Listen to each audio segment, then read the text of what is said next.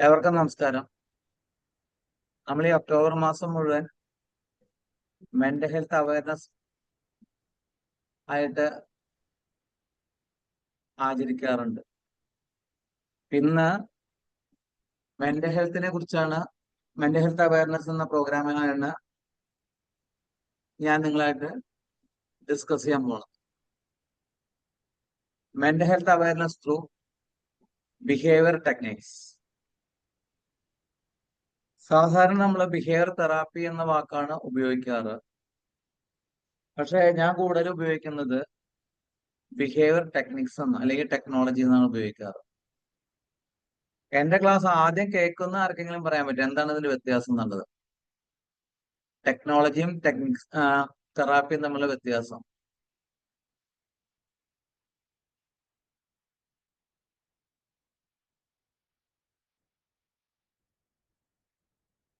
ആദ്യം കേൾക്കുന്നവര് മതി, ബാക്കിയുള്ളവർക്ക് അറിയാം. ടെക്നോളജി എന്ന് പറയുമ്പോൾ അത് ബിഹേവിയർ രൂപപ്പെടുത്താനുള്ള ടെക്നിക്സ്. തെറാപ്പി പറഞ്ഞാലോ? ബിഹേവിയർ എന്താ ഉള്ളത് നമ്മൾ തെറാപ്പി മൂലം ശരിയാക്കുന്നത്. ഇപ്പൊ എന്റെ ഒരു പെർസെപ്ഷനിൽ ഞാൻ പറയണത് എന്താ വെച്ചാ, തെറാപ്പി എന്ന് പറഞ്ഞ ആ വാക്ക് ഇൻഡിക്കേറ്റ് ചെയ്യണത് എന്തെങ്കിലും ഡിസോർഡർ അല്ലെങ്കിൽ ഡിസീസ് എന്നാണ്. ടെക്നോളജി പറഞ്ഞാൽ ന്യൂ ഇന്നോവേഷൻസ് ആണ്. ഇപ്പൊ ഏറ്റവും എക്സാമ്പിൾ പറഞ്ഞാൽ, ഇപ്പൊ നമ്മൾ വീണ്ടും പണ്ടത്തെ കീപാഡ് ഫോണിലേക്ക് വരികയാണെങ്കിൽ എന്തായിരിക്കും അവസ്ഥ? നമ്മുടെ പണ്ടത്തെ കീപാഡ് ഫോൺ എനിക്ക് വീണ്ടും തിരിച്ചു വരാൻ പോവുകയാണ്. എന്തായിരിക്കും നമ്മുടെ അവസ്ഥ? ചിന്തിക്കാൻ വരെ പറ്റാത്തതാണ്. കാരണം ആ കീപാഡ് ഫോണിൽ നിന്ന് പുതിയ പുതിയ ഇന്നോവേഷൻസ് വന്നിട്ടാണ് ഇപ്പോഴത്തെ 5G എത്തിയത്. പക്ഷെ നമ്മൾ 5G സാറ്റിസ്ഫൈ അല്ല. 6G എന്നാണ് ഇറങ്ങണേ നോക്കിയിരിക്കണം. അപ്പൊ എങ്ങനെയൊക്കെ ഇന്നോവേഷൻസ് വരുത്താൻ പറ്റും, അതേ രീതിയിൽ തന്നെ നമ്മുടെ ഒരു വ്യക്തിയുടെ ബിഹേവിയർ ഇഷ്യൂസ് വരികയാണെങ്കിൽ ആ ഇഷ്യൂസിനെ നമുക്ക് ഏത് രീതിയിലൊക്കെ അപ്ലൈ ചെയ്യാം എന്നതുകൊണ്ടാണ് ഞാൻ സാധാരണ കൂടുതൽ ടെക്നിക്സ് അല്ലെങ്കിൽ ടെക്നോളജി എന്ന വാക്ക് ഉപയോഗിക്കുന്നത്. രണ്ടാമത്, നമ്മുടെ സ്കൂൾ കാലഘട്ടങ്ങളിൽ നമ്മൾ സാധാരണ ഉപയോഗിച്ചിരുന്ന വാക്കാണ് മാതാപിതാ ഗുരു ദൈവം. പക്ഷെ ഇപ്പോ നമ്മൾ കൂടുതൽ ഉപയോഗിക്കുന്നത് അല്ലെങ്കിൽ ഫസ്റ്റ് കൊടുക്കണത് ഗൂഗിളിലാണ്. അതുകൊണ്ട് ഈ ക്ലാസ്സിലുള്ള ഇമേജസും മുഴുവൻ എന്നെ സഹായിച്ചത് ഗൂഗിളും പിന്നെ ക്ലിനിക്കൽ പ്രാക്ടീസുമാണ്. ഞാൻ കൂടുതൽ അതിലെ ബിഹേവിയർ തെറാപ്പിയാണ് സ്പെഷ്യലൈസ് ചെയ്ത് പോണത്. പക്ഷെ നമ്മുടെ അടുത്ത് വരുന്ന ക്ലയന്റ് അനുസരിച്ച് ഏതാണ് തെറാപ്പി വെച്ചാൽ അതനുസരിച്ച് അപ്ലൈ ചെയ്യാന്നാണ്. പക്ഷെ കൂടുതൽ കോൺസെൻട്രേറ്റ് ചെയ്യുന്നത് അതാണ്. ഇനി ബിഹേവിയർ തെറാപ്പിയുടെ പ്രത്യേകത എന്താ വെച്ചാൽ, നമ്മുടെ അടുത്തൊരു ക്ലയന്റ് വരികയാണെങ്കിൽ ആ ക്ലയന്റിന് നമ്മൾ കൊടുക്കുന്ന അപ്ലിക്കേഷൻസ് ഇവര് കൃത്യമായിട്ട് ഫോക്കസ് ചെയ്യുകയാണെങ്കിൽ 21 ദിവസം കൊണ്ട് അവർക്ക് റിസൾട്ട് കിട്ടാം. 8 ദിവസം തുടർച്ചയായി ചെയ്യുമ്പോൾ അത് ബ്രെയിനിൽ രജിസ്റ്റർ ആവുകയും 21 ദിവസം കംപ്ലീറ്റ് ആകുമ്പോൾ അതൊരു ഹാബിറ്റ് ഫോർമേഷൻ വരികയാണ്. ആ ഹാബിറ്റ് ഫോർമേഷനിൽ അത് അവർക്ക് വേണ്ടിയിട്ട് ചെയ്യണം, ബാക്കി അവരുടെ എക്സ്റ്റേണൽ ഫോഴ്സിന് വേണ്ടി ചെയ്യാൻ പാടില്ല. എന്റെ മാറ്റത്തിന് എന്ന രീതിയിൽ അവർ അത് അപ്ലൈ ചെയ്യുകയാണെങ്കിൽ 21 ദിവസം കൊണ്ട് അവർക്ക് അതിന്റെ റിസൾട്ട് കിട്ടാൻ തുടങ്ങും. അതിപ്പോ കേസുകളുടെ അടിസ്ഥാനത്തിൽ ചില കേസുകൾക്ക് നമുക്ക് ചിലപ്പോൾ കൂടുതൽ വേണ്ടി വരും. എന്നെ സംബന്ധിച്ച് സാധാരണ ഒരു 2 സിറ്റിംഗ് ഉണ്ടായാൽ മതി എന്നാണ്.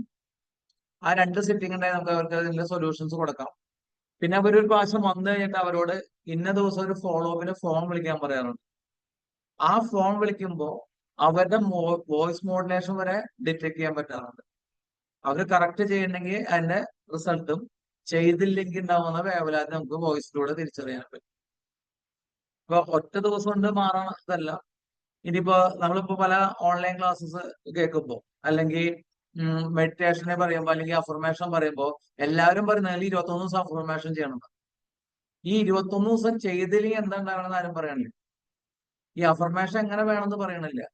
കാരണം അഫർമേഷൻ നമ്മൾ ഉപയോഗിക്കുകയാണെങ്കിൽ എപ്പോഴും പോസിറ്റീവ് ആയിരിക്കണം, പ്രസന്റ് ടെൻസ് ആയിരിക്കണം, ആ വ്യക്തിയെ ഫോക്കസ് ചെയ്യാൻ 3P ആണ്: പോസിറ്റീവ്, പ്രസന്റ് ആൻഡ് പേഴ്സൺ. ഇത് 21 ദിവസം തുടർച്ചയായി ചെയ്യണത്. നമ്മൾ ആദ്യം തന്നെ നമ്മളോട് തന്നെ ചോദിക്കണത് എനിക്ക് 21 ദിവസം ചെയ്യാൻ പറ്റുമോ എന്നാണ്, സംശയമാണ്. അപ്പൊ മറുപടി എന്താ? 21 ദിവസം ചെയ്തില്ലെങ്കിൽ റിസൾട്ട് കിട്ടില്ല കേട്ടോ. എന്തുകൊണ്ട് റിസൾട്ട് കിട്ടില്ല എന്നല്ല അവിടെ എക്സ്പ്ലനേഷൻ ഇല്ല. ഇതിന്റെ ഒരു പുതിയ സിസ്റ്റം ബ്രെയിൻ ആക്സെപ്റ്റ് ചെയ്യണമെങ്കിൽ മിനിമം 8 ദിവസം പിടിക്കും. ആ 8 ദിവസം പിടിച്ചത് 21 days ആകുമ്പോഴാണ് ഇതൊരു ഹാബിറ്റ് ഫോർമേഷൻ വരുന്നത്. ആ 21 ദിവസത്തിന്റെ ഇടയിൽ യാതൊരു കാരണവശാലും ബ്രേക്ക് ചെയ്യാൻ പാടില്ല. ബ്രേക്ക് ചെയ്ത് കഴിഞ്ഞാൽ നമ്മൾ ചെയ്തത്ര റിസൾട്ട് 0 ആയിരിക്കും, പിന്നെ തുടങ്ങുന്നത് 1 ആയിരിക്കും. ഇതാണ് ഇതിന്റെ ഒരു രീതി വരുന്നത്. അപ്പൊ അതേപോലെ തന്നെ നമ്മുടെ അടുത്ത് വരുന്ന കേസുകളുടെ അടിസ്ഥാനത്തിൽ അവർക്ക് കൊടുക്കുന്ന മെത്തേഡ് അവർ കൃത്യമായിട്ട് ഫോക്കസ് ചെയ്യുകയാണെങ്കിൽ ഇതുപോലെ റിസൾട്ട് ഉണ്ടാക്കാൻ സാധിക്കും. ഇതാണ് ബിഹേവിയർ തെറാപ്പിയിലെ ഏറ്റവും വലിയ ഗുണമായിട്ട് എനിക്ക് ഫീൽ ചെയ്തേക്കുന്നത്. ഇപ്പൊ വേൾഡ് ഹെൽത്ത് ഓർഗനൈസേഷൻ പറഞ്ഞിരിക്കുന്നത് there is no health without mental health എന്നാണ്. നമുക്ക് മെന്റൽ ഹെൽത്തിന് പ്രാധാന്യം ഫിസിക്കൽ ഹെൽത്തിന് കൊടുക്കുന്ന പോലെ മെന്റൽ ഹെൽത്തിന് പ്രാധാന്യം കൊടുത്തിരിക്കണം. ഇവിടെ ഹെൽത്ത് എന്ന് പറയുമ്പോൾ വേൾഡ് ഹെൽത്ത് ഓർഗനൈസേഷൻ എന്ന ഡെഫിനേഷൻ എന്താ വെച്ചാൽ ഒരു വ്യക്തി physically, mentally, emotionally, spiritually getting better and better day by day. ഓരോ ദിവസം കഴിയുമ്പോൾ ശാരീരികമായി, മാനസികമായി, വൈകാരികമായി, ആത്മീയമായി മെച്ചപ്പെട്ടു വന്നുകൊണ്ടിരിക്കുന്നു. ഇതാണ് ഹെൽത്തിന് അവർ തന്ന ഡെഫിനേഷൻ. അങ്ങനെ ഹെൽത്ത് നമുക്ക് മെയിൻറ്റെയിൻ ചെയ്യണമെങ്കിൽ നമുക്ക് പ്രധാനമായ 3 പാരാമീറ്റേഴ്സ് ഉണ്ട്. ഒന്ന് സഫിഷ്യന്റ് സ്ലീപ്പാണ്. നമുക്കൊരു ദിവസം 7 മണിക്കൂർ 6 മിനിറ്റ് ഉറക്കം കിട്ടിയിരിക്കണം അൺഇന്ററപ്റ്റഡ് ആയിട്ട്. ആ ഉറങ്ങാൻ കിടക്കുന്ന സമയത്ത് എന്താ വെച്ചാ കിടന്ന 10 മിനിറ്റ് കൊണ്ട് ഉറക്കം കിട്ടിയിരിക്കണം. ഇടയില് ഇപ്പൊ ചില വ്യക്തികള് ജസ്റ്റ് ചിലപ്പോൾ ഇൻ ബിറ്റ്വീൻ ഉണരാം, ഒന്നുകിൽ വെള്ളം കുടിക്കാനോ അല്ലെങ്കിൽ യൂറിൻ പാസ് ചെയ്യാനോ എണീക്കാം. തിരിച്ചു വന്ന് കിടന്നാലും അവർക്ക് നല്ലവണ്ണം ഉറങ്ങാൻ സാധിക്കും. രാവിലെ എണീക്കുമ്പോൾ വളരെ ഫ്രഷ് ആയിട്ട് എണീക്കാൻ പറ്റും. ഇവിടെ ഒരു മാസം വരെ ഭക്ഷണത്തെ ഒഴിവാക്കി കഴിഞ്ഞാൽ നമ്മുടെ ശരീരം ഭയങ്കരമായിട്ട് ക്ഷീണം വരും. ആ ക്ഷീണം വന്നു കഴിഞ്ഞാൽ നമുക്ക് ഡോക്ടറെ കണ്ടോ മെഡിക്കൽ സപ്പോർട്ട് കൊണ്ടോ ഇത് മാറ്റിയെടുക്കാം. ആ സമയത്ത് നമ്മുടെ ഉറക്കത്തെ ഒരു 2-3 ദിവസം നമുക്ക് മാറിപ്പോയി കഴിഞ്ഞാൽ ബോഡി ഭയങ്കര ഇറിറ്റേഷൻ ആയിട്ട് ദേഷ്യം കൂടും. ഈ ഉറക്കത്തെ നമുക്ക് എക്സ്പാൻഡ് ചെയ്യാൻ സ്ലീപ്പ് എന്ന് പറഞ്ഞാൽ stress level elimination exercise plan എന്നാണ് ഞാൻ പറയാറ്. നമ്മുടെ ശരീരത്തിലെ സ്ട്രെസ്സിനെ കളയാൻ പറ്റിയ ഏറ്റവും നല്ലൊരു എക്സസൈസ് ആണ് നല്ല ഉറക്കം കിട്ടുക. ഇനി ഉറങ്ങാൻ കിടക്കുമ്പോൾ അടുത്ത വിഷയം എന്താ? രമാദേവ ഉറങ്ങാൻ കിടന്ന പെട്ടെന്ന് ഉറങ്ങാറുണ്ടോ? അല്ലെങ്കിൽ എത്ര സമയം വേണം ഉറങ്ങാൻ കിട്ടുക? അല്ലെങ്കിൽ അമർജ്യോതി മാമിന്? സാറേ ഞാൻ പെട്ടെന്ന് അങ്ങനെ ഉറങ്ങാറില്ല സാറേ. ഇവിടെ ഹസ്ബൻഡ് ഉണ്ട്, കിടന്ന ഉടനെ ജസ്റ്റ് ആ സമയത്ത് തന്നെ ഉറങ്ങും. സാറ് പറഞ്ഞ പോലെ ഇടയ്ക്ക് മുദ്രയ്ക്ക് എഴുന്നേൽക്കാൻ വന്ന ഉടനെ ഉടനെ ഉറങ്ങും. അങ്ങനെ ഒരു നല്ല ഇതാണ്. മാം എങ്ങനെയാ ഉറക്കം കിട്ടില്ല? ഞാൻ ആ സമയത്ത് പോയിട്ട് കുറച്ച് സമയം എടുക്കും. മൂപ്പര് ഉറങ്ങിയ പോലെ എനിക്ക് ഉറങ്ങാൻ പറ്റുന്നില്ല. ആ സമയത്ത് എന്താ ചെയ്യാറ്? ആ സമയത്ത് ഞാൻ ചിലപ്പം ഈ യോഗേന്റെ ചില ട്രിക്സ് എല്ലാം എടുക്കും. ഇങ്ങനെ ഇത് ചിന്മുദ്രയിലൊക്കെ പിടിച്ചിട്ട് അങ്ങനെ അങ്ങനെയൊക്കെ എടുക്കും. അതായത് ബാക്കോട്ട് 199. അപ്പൊ അറിയാതെ നമ്മൾ ഇറങ്ങിപ്പോകും. ആ നേരത്തെ ബെഡ്റൂമില് വെറ്റ്ലേമോ ചുണ്ണാമ്പ് തേക്കാൻ കൊണ്ടുപോകാറുണ്ടോ? ഇല്ല. എന്താ വെറ്റില അറിയോ? ഫോണല്ലേ സാറ് പറയുന്നത്? ഞാനത് ഉറങ്ങാൻ കിടക്കുമ്പോ ഡ്രോ തുറന്നിട്ട് അതിന്റെ ഉള്ളിൽ വെക്കും. ബെഡ്റൂമിലേക്ക് സാധനം കയറ്റാൻ പാടില്ല. രണ്ടാമത് നമ്മളത് കിടന്നാണ് യൂസ് ചെയ്യണമെങ്കിൽ അത് നമ്മുടെ വിഷനെ ബാധിക്കാം. രണ്ടാമത് ഈ മൊബൈൽ വളരെ ക്ലോസ്ഡ് ആയതുകൊണ്ട് നമുക്ക് സ്ട്രെസ് കൂടും. ഇപ്പോ നമുക്കൊരു എക്സാമ്പിൾ, നമ്മുടെ കുറച്ച് സെലിബ്രിറ്റീസ് സൂയിസൈഡ് ചെയ്യുമ്പോൾ നമ്മളത് ഭയങ്കരമായിട്ട് ഇമോഷണലി ഡിസ്റ്റർബൻസ് വരുത്തുന്നുണ്ട്. കാരണം എന്താ വെച്ചാൽ സെലിബ്രിറ്റീസ് യാതൊരു കണക്ഷൻ ഇല്ല. തൊട്ടയൽപ്പക്കത്തെ വീട്ടിലെ ആൾ മരിച്ചാൽ നമുക്ക് ഇത്ര ഇമോഷണൽ ഡിസ്റ്റർബൻസ് ഇല്ല. പക്ഷെ അതിനേക്കാൾ കൂടുതൽ സെലിബ്രിറ്റീസ് നമ്മളുടെ വളരെ ക്ലോസ്ഡ് ആണ് ത്രൂ ഈ സ്ക്രീൻ കാരണം. അപ്പോൾ അതുകൊണ്ട് ഈ സ്ക്രീനുകൾ നമ്മൾ ഒരിക്കലും ഇവിടെ കൊണ്ടുപോകാൻ പാടില്ല എന്നാണ്. സാറേ പ്രഭാഷണങ്ങൾ കേൾക്കുന്നത് നല്ലതല്ലേ സാറേ? പ്രഭാഷണങ്ങള് നല്ല പ്രഭാഷണങ്ങൾ കേട്ട് കിടന്നൂടെ? കേൾക്കാം, പക്ഷെ വ്യൂ വേണ്ട, വീഡിയോ വേണ്ട. അത് അടുത്ത് വയ്ക്കാതെ കുറച്ച് അകലെ മാറ്റി വെക്കാം. ഇനി രണ്ടാമത്തെ സംഭവം, നമ്മൾ ഉറങ്ങാൻ കിടന്നു കഴിഞ്ഞാൽ നമ്മൾ വിചാരിച്ച പോലെ ഉറക്കം കിട്ടില്ല. അപ്പൊ ഈ അനാവശ്യമായ ചിന്തകൾ വരാൻ തുടങ്ങും. ഈ ചിന്തകൾ ആ വ്യക്തിയാണ് തീരുമാനിക്കുന്നത് നല്ലതാണോ ചീത്തയാണോ എന്നുള്ളത്. അങ്ങനെ ചിന്തകൾ വരുമ്പോ ആ വ്യക്തി വേവലാതി കൂടും. കാരണം അതിന് സൊല്യൂഷൻ ഇല്ല. ആ സൊല്യൂഷൻ ഇല്ലാതെ വരുമ്പോ എന്താ വെച്ചാൽ വേവലാതി കൂടുമ്പോ ഉറക്കം കിട്ടില്ല. ഇപ്പൊ എന്റെ ഒരു കൺസെപ്റ്റില് നമുക്ക് ഈ തോട്ടുകൾ വരുന്ന രണ്ട് അല്ലെങ്കിൽ കൂടുതൽ എക്സ്പീരിയൻസ് രണ്ട് സ്ഥലങ്ങൾ പറയുകയാണെങ്കിൽ ഒന്ന് ബെഡ്റൂമും മറ്റേത് ബാത്റൂമുമാണ്. കാരണം യൂറോപ്യൻ ക്ലോസറ്റ് ആയിരിക്കും മിക്കവാറും എല്ലാവരുടെ വീട്ടിലും. നമ്മളവിടെ പോയി ഇങ്ങനെ ആലോചിച്ചിരിക്കും നാലാമത്തെ അവിടെ എന്നാ തലയിൽ വീഴണേന്ന്. ഈ ചിന്തിക്കുന്നതിനൊന്നും ചിലപ്പോൾ റിസൾട്ട് ഇല്ല, വേവലാതി കൂടും. അങ്ങനെ ചിന്തകൾ നമ്മളെ ഡിസ്റ്റർബൻസ് വരുത്തുന്നുണ്ടെങ്കിൽ അതിന്ന് രക്ഷപ്പെടാനുള്ള ഏറ്റവും നല്ല വഴിയാണ് ലോഫ്റ്റർ തെറാപ്പി. നല്ലോണം ചിരിക്കുക. ആ ചിരിക്കുന്ന സമയത്ത് ശരീരത്തിലെ എൻഡോർഫിൻ സെക്രിയേറ്റ് ചെയ്യും. അത് പെയിൻ റിലീസ് ആണ്. ആ ചിരി എന്ന് പറയുന്നത് ആൽഫബറ്റിക് ഓർഡറിൽ ചിരിക്കുക.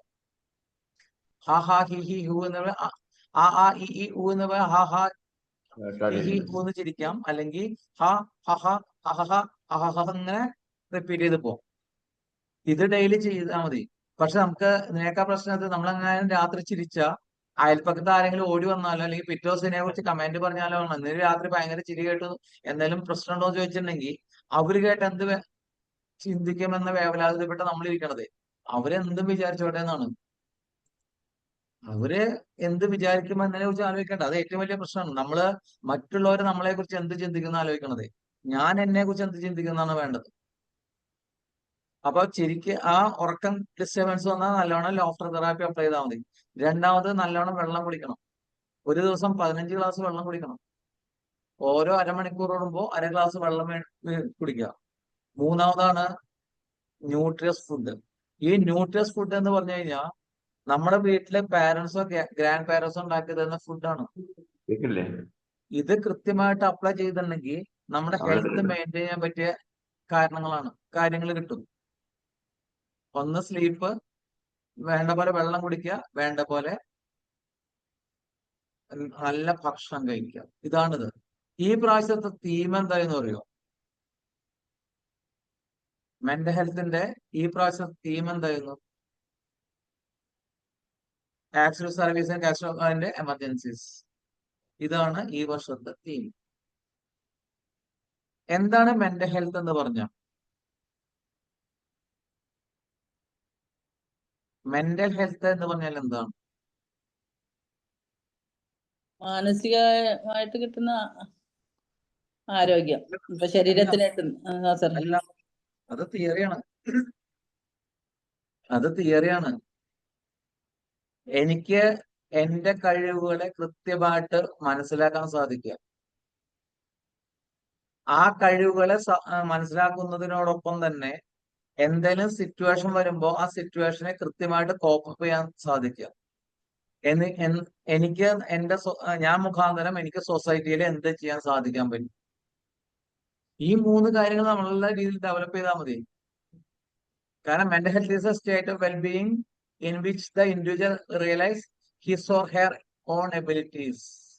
എന്റെ സ്വന്തം കഴിവുകൾ can cope up with normal stress of life. ഏത് സിറ്റുവേഷനിൽ അതിനോട് കോപ്പ് ചെയ്യാൻ പറ്റുക. Can work productively and fruitfully to the society. എനിക്ക് സൊസൈറ്റിയിലേക്ക് നല്ല രീതിയിൽ എങ്ങനെ ചെയ്യാൻ സാധിക്കും. ഇത് നമുക്ക് വ്യക്തമായിട്ട് അറിയാൻ പറ്റുകയാണെങ്കിൽ നമ്മുടെ മെന്റൽ ഹെൽത്ത് നോർമലാണ്. അവിടെ വരണത് എന്താ വെച്ചാ ഈ സ്ട്രെസ് എന്ന് പറയുമ്പോ ഈ സ്ട്രെസ് ഇപ്പോ വീട്ടിലെ ചെറിയ കുട്ടികളെ നോക്കിയാൽ മതി. ഈ ചെറിയ കുട്ടികൾ പറഞ്ഞിടക്കുന്നുണ്ട് ഞാൻ ഭയങ്കര സ്ട്രെസ്സാന്ന് അല്ലെങ്കിൽ ഭയങ്കര ടെൻഷനാ പറയുന്നുണ്ട്. ഈ സ്ട്രെസ് എന്താണെന്നും ടെൻഷൻ എന്താണെന്നും കുട്ടിക്ക് അറിയില്ല. വീട്ടിലുള്ള എല്ലാവരും പറഞ്ഞിറക്കുന്നുണ്ട്. അത് കുട്ടി കോപ്പി ചെയ്തു. ഇത് പറയുമ്പോ എല്ലാവരും എല്ലാം ശ്രദ്ധിക്കപ്പെടും.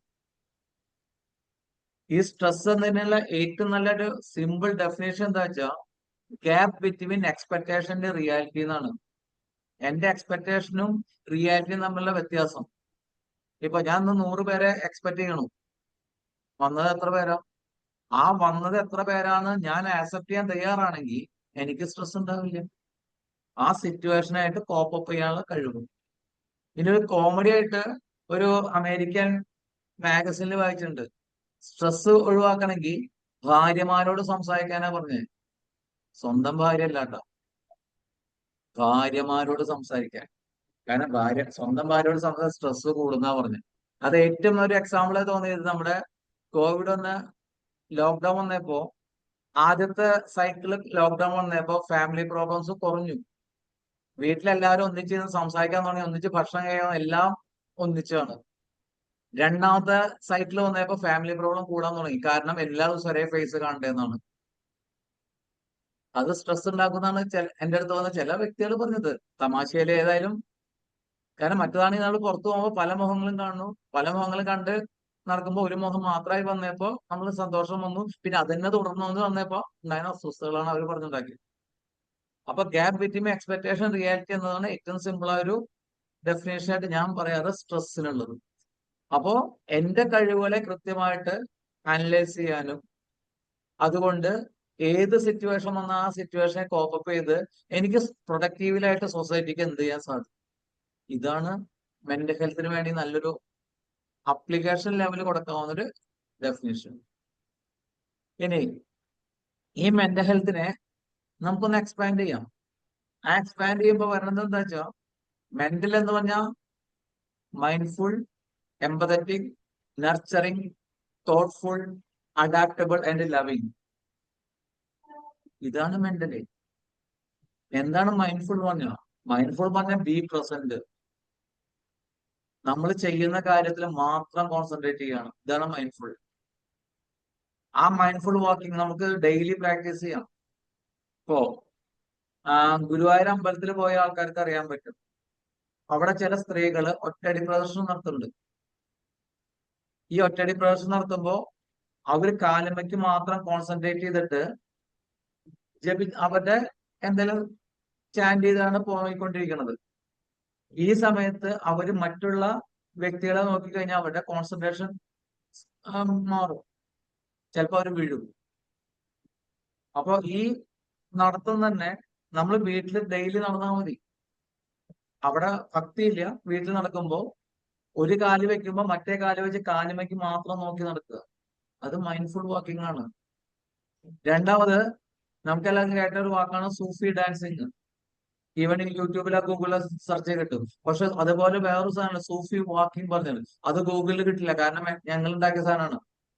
നിങ്ങൾ പ്രാക്ടീസ് ഞങ്ങൾ കുറച്ച് ടീമുണ്ട്, അങ്ങനെ ഇരുന്ന് ചെയ്യുന്നതാണ്.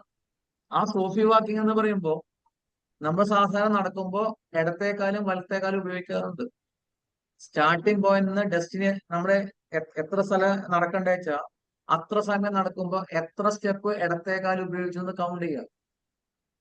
ഇത് ഒരു ഡിസ്ട്രാക്ഷനും ഇല്ലാതെ നമുക്ക് കറക്റ്റ് ആയിട്ട് മുന്നോട്ട് പോകാൻ പറ്റും. അപ്പൊ ബി മൈൻഡ്ഫുൾ പ്രാക്ടീസ് ചെയ്യുക. ആ മൈൻഡ്ഫുൾ പ്രാക്ടീസ് കുറയ്ക്കാൻ പറ്റും. നമ്മൾ പ്രസന്റ് ലൈഫിലാണ് ജീവിച്ചുകൊണ്ടിരിക്കുന്നത്. അതുപോലെ ഹെൽത്ത് എന്ന് പറഞ്ഞാൽ harmony, energy, activity, life style, tranquillity and holistic. ഇതാണ് ഹെൽത്ത്. അപ്പൊ ഇത് മെയിൻറ്റെയിൻ ചെയ്ത ക്ലിയർ ആണ്. ഇനി മെന്റൽ ഹെൽത്ത് നമുക്ക് കറക്റ്റ് മെയിൻറ്റെയിൻ ചെയ്യണമെങ്കിൽ ഒന്ന് വേണ്ടത് നല്ല രീതിയിലുള്ള സംസാരം. ഈ സംസാരത്തിന്റെ ഏറ്റവും വലിയ പ്രശ്നം എന്താ വെച്ചാൽ നമ്മൾ പറയുന്നത് കേൾക്കാൻ ആളില്ല. അവര് പറയുന്നത് നമ്മൾ കേൾക്കണം എന്നാണ്. ഇപ്പോ ഞാൻ ഒരു പുതിയ സ്ഥലത്ത് വന്ന് പെട്ടിട്ട് എനിക്ക് അവിടുന്ന് ഒന്നെങ്കിൽ ബസ് സ്റ്റാൻഡ് അല്ലെങ്കിൽ റെയിൽവേ സ്റ്റേഷനിൽ പോകാൻ വഴി അറിയില്ല. അപ്പൊ ഞാൻ ചോദിക്കുകയാണ്, റെയിൽവേ സ്റ്റേഷനിൽ എങ്ങനെ പോകാൻ? നേരെ പോകാനാ പറയണത്. എവിടേക്കാ നേരെ പോകണ്ടേ? ലെഫ്റ്റും ഉണ്ടാവും, റൈറ്റും ഉണ്ടാവും, അല്ലെങ്കിൽ നേരെ ഉണ്ടാവും, ബാക്കിലേക്ക് ഉണ്ടാവും. അത് പറയുന്നില്ല. അപ്പോ ഞാൻ പറയുന്നത് കേൾക്കുന്നതിനേക്കാൾ കൂടുതൽ അവര് പറയുന്നത് നമ്മൾ കേൾക്കാൻ നിൽക്കണം. ഇതാണ് വല്ലാത്ത കമ്മ്യൂണിക്കേഷൻ പ്രോബ്ലം വരുന്നത്. അങ്ങനെ മെന്റൽ ഹെൽത്ത് നമ്മൾ ഡെവലപ്പ് ചെയ്യുകയാണെങ്കിൽ ഇതിന്റെ പ്രത്യേകത എന്തായിരിക്കും? നമുക്ക് ഇമോഷണലി സ്റ്റെബിലിറ്റി കിട്ടും. ആ ഇമോഷണലി സ്റ്റെബിലിറ്റി എന്ന് പറഞ്ഞാൽ എനിക്ക് എന്റെ ഇമോഷനെ കൃത്യമായിട്ട് ഐഡന്റിഫൈ ചെയ്യാൻ പറ്റണം. അതുപോലെ തന്നെ മറ്റുള്ളവരുടെ ഇമോഷൻ എനിക്ക് ഐഡന്റിഫൈ ചെയ്യാൻ പറ്റും. അപ്പൊ ഇമോഷൻ സ്റ്റെബിലിറ്റി കിട്ടും. രണ്ടാമത് റെസിലിയൻസ് ആവണം. റെസിലിയൻസ് പറഞ്ഞാൽ നമുക്ക് പഴയ പൊസിഷനിലേക്ക് തിരിച്ച് ബൗൺസ് ടു ബാക്ക് ആണ്. ആ റെസിലിയൻ കോഷ്യന്റ് കുറഞ്ഞു കഴിഞ്ഞാൽ ഇപ്പോ ചില കുട്ടികളെ ശ്രദ്ധിച്ചാൽ മതി. ഇപ്പൊ കേരളത്തിന് പുറത്ത് അല്ലെങ്കിൽ വീട്ടിൽ നിന്ന് പുറത്ത് ഹോസ്റ്റലിൽ പോയി നിന്ന് പഠിക്കുകയോ ജോലി ചെയ്യുന്ന ആൾക്കാര് 2 ദിവസമൊക്കെ ലീവിന് വീട്ടിൽ വരുമ്പോ കഴിഞ്ഞ് പോവാറിന്റെ സമയമാകുമ്പോൾ അവർക്കൊരു അസ്വസ്ഥത വരും. ഒരു വയറുവേദന അല്ലെങ്കിൽ തലവേദന. നമ്മൾ ചെറുപ്പത്തിൽ സ്കൂളിൽ നമ്മൾ പ്രാക്ടീസ് ചെയ്തിട്ടുണ്ടാവും. ടീച്ചർ ഒന്ന് ചോദ്യം ചോദിക്കുന്നു പറഞ്ഞിട്ടുണ്ടെങ്കിൽ അന്ന് നമുക്കൊരു വയറുവേദന ഉണ്ടാവും. 8 മുതൽ 9 വരെ. അതിന് പിന്നെ വയറുവേദന ഉണ്ടാവില്ല. അതുപോലെ തന്നെ ഇപ്പൊ ഇന്ന് എനിക്ക് വീട് വിട്ട് പോകണല്ലോ, വീണ്ടും ജോലിക്ക് കയറണമെന്ന് വരുമ്പോ വീട്ടിൽ നിന്നുള്ള സപ്പോർട്ട് എന്താ? സാർ ഒരു ദിവസം ലീവ് എടുത്താലൊന്നും സംഭവിക്കാൻ പോകില്ല, നീ ഇന്ന് ലീവ് എടുത്തോ. അപ്പോ അവരെന്താ ഒന്നുകൂടെ ഹാപ്പി. അപ്പൊ അവർക്ക് പഴയ പൊസിഷനിലേക്ക് വന്നെത്താൻ പറ്റുന്നില്ല. അതാണ് റെസിലിയൻസ് പറഞ്ഞത്. അതേപോലെ തന്നെ നല്ല രീതിയിലുള്ള റിലേഷൻഷിപ്പ് മെയിൻറ്റെയിൻ ചെയ്യാൻ പറ്റും. ആ നല്ല രീതിയിൽ റിലേഷൻഷിപ്പ് മെയിൻറ്റെയിൻ ചെയ്യുക. അതുപോലെ നമ്മുടെ ലൈഫിന്റെ പർപ്പസും മീനിങ്ങും വ്യക്തമായിട്ട് മനസ്സിലാക്കുക. അപ്പൊ ഒന്ന് നമ്മുടെ ഇമോഷണൽ സ്റ്റെബിലിറ്റി വേണം, ബി റെസിലിയന്റ് ആവണം, നല്ല റിലേഷൻഷിപ്പ് ഉണ്ടാക്കണം, അതുപോലെ നമ്മുടെ ലൈഫിന്റെ പർപ്പസും മീനിങ്ങും കണ്ടെത്തണം. എന്താണ് നമ്മുടെ ലൈഫിന്റെ പർപ്പസ്? ലൈഫിന്റെ പർപ്പസ് എന്താ?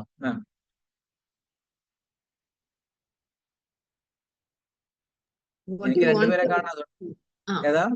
what you want to achieve in life. What you want to achieve in life എന്ന് പറഞ്ഞാൽ എന്തായാലും ഔട്ട്പുട്ട് വരുന്നത്. അതായത് എക്സാമ്പിൾ ആ എനിക്കൊരു my purpose is to become a teacher എന്ന എക്സാമ്പിൾ. ആ Why I select that profession? ആ Because I love children. I want to do something great to society. ആ അങ്ങനെ ആവുമ്പോ ആ ഗോളും പർപ്പസും ഒരേ ഡിറക്ഷനിൽ പോയി. അങ്ങനെ വരുമ്പോ അതിന്റെ ഔട്ട്പുട്ട് എന്താ?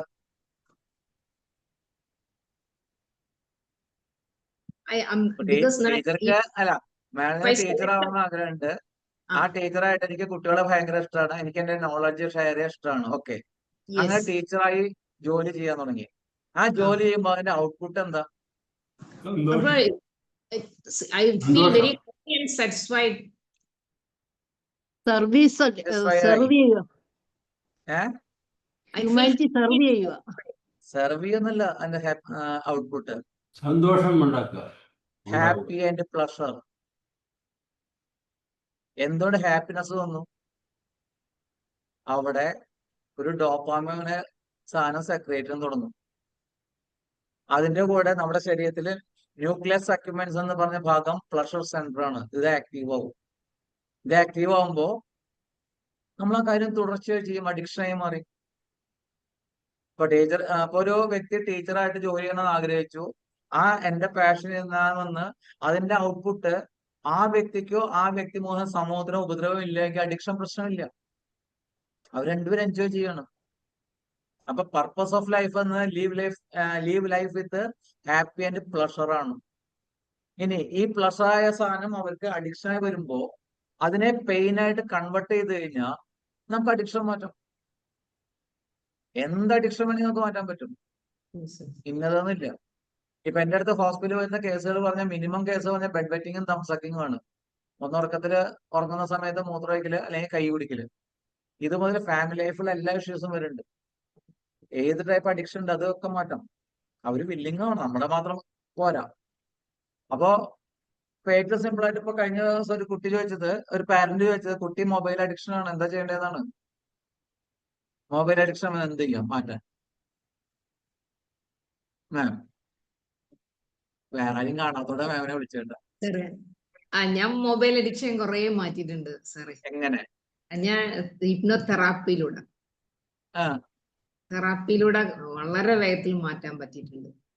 അതിനെയൊക്കെ സിമ്പിൾ ആയിട്ട് മാറ്റാൻ പറ്റും. അവരെ വേറെ ഏതെങ്കിലും എൻഗേജ്ഡ് ആക്കാം സാറേ.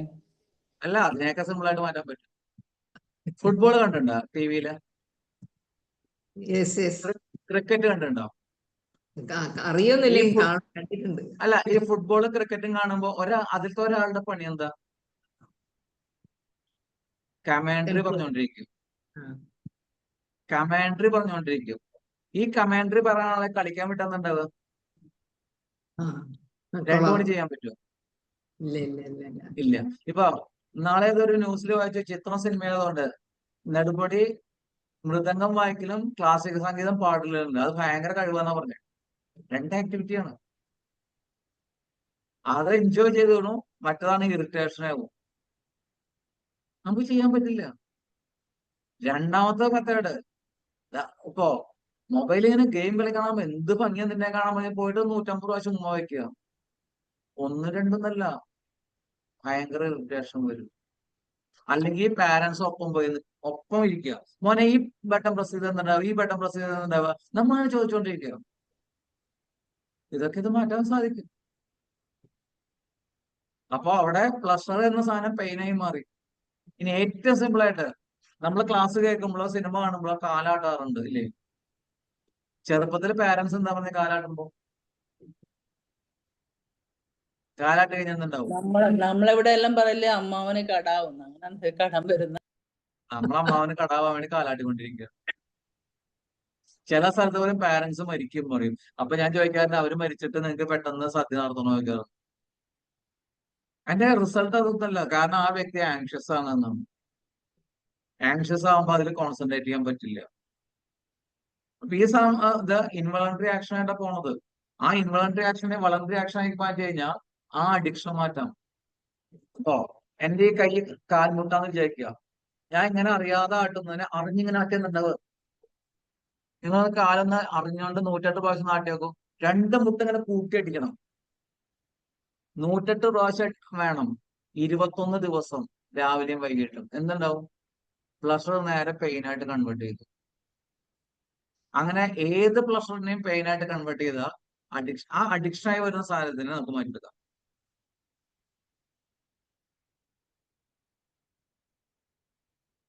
അപ്പൊ ഇതാണ് പോസിറ്റീവ് മെന്റൽ ഹെൽത്ത് നമ്മൾ മെയിൻറ്റെയിൻ ചെയ്യുമ്പോൾ വേണ്ടത്. ഇനി നമ്മുടെ പോസിറ്റീവ് മെന്റൽ ഹെൽത്ത് അല്ലെങ്കിൽ ഇതിനെ കുറിച്ച് മിത്സ് ആൻഡ് റിയാലിറ്റി അല്ലെങ്കിൽ റോങ് ക്വസ്റ്റ്യൻസ് ഉണ്ട്. ചില ആൾക്കാരെ കുറിച്ച് ഇതിനെ കുറിച്ചുള്ള തെറ്റായ കുറെ ധാരണകളുണ്ട്. ഒന്ന്, mental health illness is caused by evil spirit or supernatural power. Yes or no? അല്ല. ഇത് ഈവിൾ സ്പിരിറ്റോ സൂപ്പർ നാച്ചുറൽ പവർ ഒന്നല്ല മെന്റൽ ഹെൽത്ത് ഉണ്ടാവും, മെന്റൽ ഇൽനെസ് ഉണ്ടാവുന്നത്.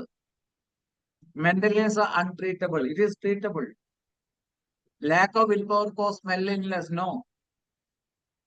Marriage can cure mental illness. Marriage ഒരു മെഡിസിൻ അല്ല. മെന്റൽ ഇൽനെസ് മാറ്റാനായിട്ട് marriage ഒരു മെഡിസിൻ അല്ല. Mentally patient belong only in hospital അല്ല, നമുക്ക് വീട്ടിലും ട്രീറ്റ് ചെയ്യാലോ. അവരെ ഹോസ്പിറ്റൽ തന്നെ വേണം നിർബന്ധമൊന്നുമില്ല, നമുക്ക് വീട്ടിലും ഇതിന്റെ ട്രീറ്റ്മെന്റ് കൊടുക്കാം. മെന്റൽ ഇൽനെസ് റയർ അല്ല, റയർ ഒന്നല്ല. People with mental illness are violent അല്ല, അത് ഡിപ്പെൻസ് ആണ്. അല്ലെങ്കിൽ അവരനുഭവപ്പെടുന്ന പ്രോബ്ലമായി ബന്ധപ്പെട്ട് വരാം. ഇതൊക്കെയാണ് നമ്മുടെ മനസ്സിലുള്ള കുറെ ഒരു ടാബ് ഉള്ളത്. മെന്റലി ആയി ഇപ്പോ ഹോസ്പിറ്റലില് ഞാൻ ഇരിക്കുന്ന ക്യാബിന്റെ മുന്നിൽ എന്റെ പേരല്ല, അതുകൊണ്ട് വരുന്ന ആൾക്കാർ വളരെ സാറ്റിസ്ഫൈ ആണ്. അകത്ത് കയറുമ്പോ പ്രശ്നം, ചിലപ്പോ പുറത്തിറങ്ങി പോകുമ്പോ പരിചയമുള്ള പോലെ ആരെങ്കിലും കണ്ട അവരെ കുറിച്ച് എന്താ വിചാരിക്കാന്നാണ് വേവലാതിപ്പെടുന്നത്. അപ്പൊ പേര് അവിടുത്തെ ഡോക്ടറുടെ പേര് എന്റെ അല്ല. അപ്പൊ അവര് പറയും ഞങ്ങൾക്ക് വളരെ സാറ്റിസ്ഫൈ ആണ്, കാരണം എന്റെ നാട്ടുകാരെ അറിയണില്ല. അപ്പൊ ഈ ടാബ് നമുക്ക് മാറ്റണം. അപ്പൊ ഇങ്ങനെ ഇതാക്കി വരുമ്പോ നമുക്ക് ഇന്ന് കർശനം വരുത്താൻ പറ്റും. പക്ഷെ ഇത് കുറെ നമ്മുടെ മനസ്സിൽ കുറെ തെറ്റായ ചിന്തകൾ വരുന്നു. ഇനി ഇതിന്റെ പ്രധാനമായ ചില കോസസ് എന്താ വെച്ചാ, ഒന്ന്, നമ്മുടെ ലൈഫിൽ ഉണ്ടാവുന്ന സ്ട്രെസ്ഫുൾ ലൈഫ് വരികയാണെങ്കിൽ അതിന് അവർക്ക് കൃത്യമായിട്ടൊരു റിസൾട്ട് കിട്ടുക അല്ലെങ്കിൽ കോപ്പപ്പ് ചെയ്യാനോ പറ്റാത്ത സിറ്റുവേഷൻ. ബയോളജിക്കൽ ഫാക്ടേഴ്സ് വരാം, അതായത് അവരുടെ ശരീരത്തിൽ ന്യൂറോ ട്രാൻസ്മിറ്റേഴ്സിന്റെ ചേഞ്ചസ് വരാം. ഇൻഡിവിജ്വൽ സൈക്കോ, അതായത് പുവർ സെൽഫ് എസ്റ്റീം. അവരുടെ സെൽഫ് എസ്റ്റീം വളരെ പുവർ ആണെങ്കിൽ അതും മെന്റൽ ഹെൽത്തിനെ അഫക്ട് ചെയ്യാം. അപ്പൊ അങ്ങനെ അവരുടെ സെൽഫ് എസ്റ്റീം പുവർ ആണെങ്കിൽ നമ്മൾ ആദ്യം അത് കറക്റ്റ് ചെയ്ത് കൊടുക്കണം. അങ്ങനെ കറക്റ്റ് ചെയ്യാനായിട്ട് ചെയ്യുന്ന ഒരു മെത്തേഡ്, വീട്ടിലെ എല്ലാ അംഗങ്ങളും കൂടി രാത്രി 9 മണിക്ക് മുമ്പ് പരസ്പരം കണ്ണു നോക്കി സംസാരിക്കാൻ പറയും. കണ്ണു നോക്കി സംസാരിക്കണമെങ്കിൽ കോൺഫിഡന്റ് വേണം. രാത്രി 9 മണിക്ക് മുമ്പ് പറഞ്ഞ കാരണം വെച്ചാൽ 9 മണി കഴിഞ്ഞാൽ നമ്മളെ ബ്രെയിനില് മെലാട്ടോണിൻ സെക്രേറ്റ് ചെയ്യും. ഈ മെലാട്ടോണിൻ ഉറക്കത്തിനുള്ളതാണ്. അപ്പൊ 9 മണിക്ക് മുമ്പ് വീട്ടിലെ എല്ലാ അംഗങ്ങളും കൂടി നിന്ന് പരസ്പരം കണ്ണു നോക്കി സംസാരിക്കും. കോൺഫിഡൻസ് ലെവൽ കൂടും. രണ്ടാമത് ചെയ്യുന്ന മെത്തേഡ് വെച്ചാൽ മിറർ തെറാപ്പി എന്നാ പറയാറ്. കണ്ണാടിയുടെ മുന്നിൽ വന്ന് നിൽക്കുക, കണ്ണിലേക്ക് മാത്രം നോക്കുക, എന്നിട്ട് ചിരിച്ചുകൊണ്ട് എനിക്ക് എന്നെ ഒത്തിരി ഒത്തിരി ഇഷ്ടമാണെന്ന് 21 പ്രാവശ്യം പറയും. ഒന്നോ രണ്ടല്ല, 21 പ്രാവശ്യം പറയും, സ്വയം കേൾക്കാവുന്ന ശബ്ദത്തിൽ. ആ ചെയ്യുന്ന സമയത്ത് ഇവര് ചെയ്യാൻ തുടങ്ങുന്നതിന് ഫസ്റ്റ് ഡേ ഫ്രഷ് ആയിട്ടൊരു സെൽഫി എടുക്കുക. അതിനുശേഷം ഈ മിറർ തെറാപ്പി എല്ലാ ദിവസവും പ്രാക്ടീസ് ചെയ്യുക. 12 ദിവസം രണ്ടാമത്തെ സെൽഫി എടുക്കുക. ഒരു 24 ദിവസം കഴിഞ്ഞാൽ മൂന്നാമത്തെ സെൽഫി എടുക്കുക. ഈ 3 സെൽഫിയോട് കമ്പയർ ചെയ്ത് കഴിഞ്ഞാൽ മൂന്നാമത്തെ സെൽഫിയിൽ അവർ മാക്സിമം പ്ലസന്റ് ആയിട്ടുണ്ടാവും. അവരെ ആക്സെപ്റ്റ് ചെയ്യാൻ തുടങ്ങി. അങ്ങനെ വരുമ്പോ ഫസ്റ്റ് ഉണ്ടാവുന്ന സെൽഫ് ലവ് ആണ്.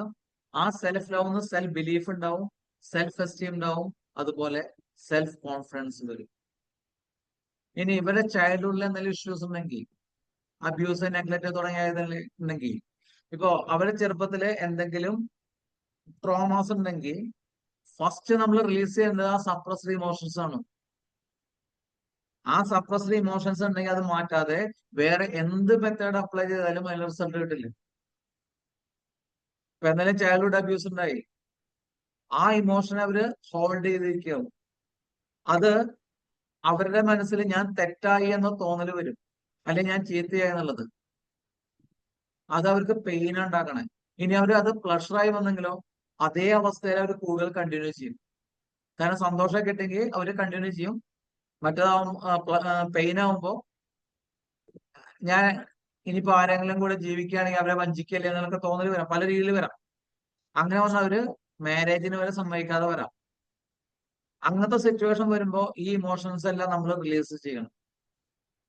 ആ റിലീസ് ചെയ്തില്ലെങ്കിൽ അതിൽ കുറെ അസ്വസ്ഥതകൾ ഉണ്ടാവും. ഇനി നമുക്ക് എല്ലാവർക്കും ഗാർഡനിൽ വയ്ക്കാൻ ഭയങ്കര ഇൻട്രസ്റ്റ് ആണ്, അല്ലെങ്കിൽ ഗാർഡൻ ഉണ്ടാക്കാനും ഇൻട്രസ്റ്റ് ആണ്. നമ്മുടെ മെന്റൽ ഹെൽത്ത് ഒരു ഗാർഡനായിട്ട് കണക്കാക്കുകയാണെങ്കിൽ അതിൽ പ്രധാനപ്പെട്ട കുറച്ച് ഫ്ലവേഴ്സ് വേണം, അല്ലെങ്കിൽ ചെടികൾ വേണം. ആ ചെടികളിൽ ഒന്ന് സെൽഫ് കമ്പാഷൻ ആണ്. എനിക്ക് എന്നെ കുറിച്ച് നല്ല മതിപ്പുണ്ടാവണം.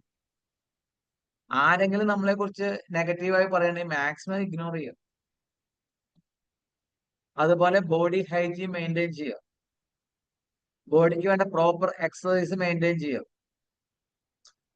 അതിൽ ഏറ്റവും പ്രധാനം കൊടുക്കേണ്ടത് എന്താ വെച്ചാൽ മൈൻഡ്ഫുൾനെസ് ആണ്, ബി പ്രസന്റ്. രണ്ടാമത് സെൽഫ് കെയർ, ബോഡി ഹൈജീൻ. ആരെങ്കിലും നമ്മളെ കുറിച്ച് ബുള്ളിങ് ചെയ്യണമെങ്കിൽ അതിനെ ഇഗ്നോർ ചെയ്യാൻ പഠിപ്പിക്കണം. ആ ബുള്ളിങ് ചെയ്യുമ്പോ അവിടെ ചെയ്യുന്നത് വെച്ചാൽ അവരോട് സിമ്പിളായിട്ട് ചോദിക്കുക. ഇപ്പോ എന്തെങ്കിലും പേര് വിളിച്ച് നമ്മളെ വിളിക്കുകയാണെങ്കിൽ ഒന്നെങ്കിൽ പിയർ ഗ്രൂപ്പിൽ സംഭവിക്കാം, അല്ലെങ്കിൽ ഫാമിലി സർക്കിളിൽ സംഭവിക്കാം. നമ്മളിത് ആക്സെപ്റ്റ് ചെയ്യാം. ഇപ്പോ ഒരു വ്യക്തി വന്ന് എന്നെ വിളിക്കുകയാണ്, എന്നെ കാണുമ്പോൾ ഒരു കഴുതയെ പോലെ ഉണ്ട് പറഞ്ഞു, ഞാൻ റിയാക്ട് ചെയ്ത് എന്തുണ്ടാവുക?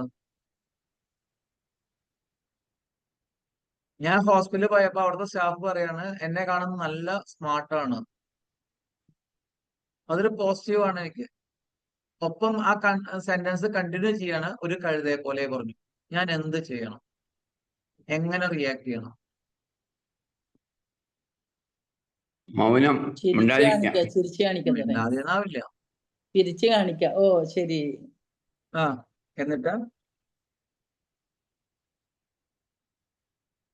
ആദ്യമായിട്ടാണ് ഇങ്ങനെ കേൾക്കുന്നതെന്നൊക്കെ പറയാം, കുഴപ്പമില്ല. ആദ്യമായിട്ടാ കേൾക്കണേന്ന് പറഞ്ഞാൽ എനിക്ക് എന്നെ കൺഫ്യൂഷനായി. ഞാൻ കഴുതില്ല എന്നാണ്. ഇപ്പൊ മാമിന് കാണാൻ വിളിച്ചെന്താ ചെയ്യാ? താങ്ക് യു പറഞ്ഞാൽ മതി സർ.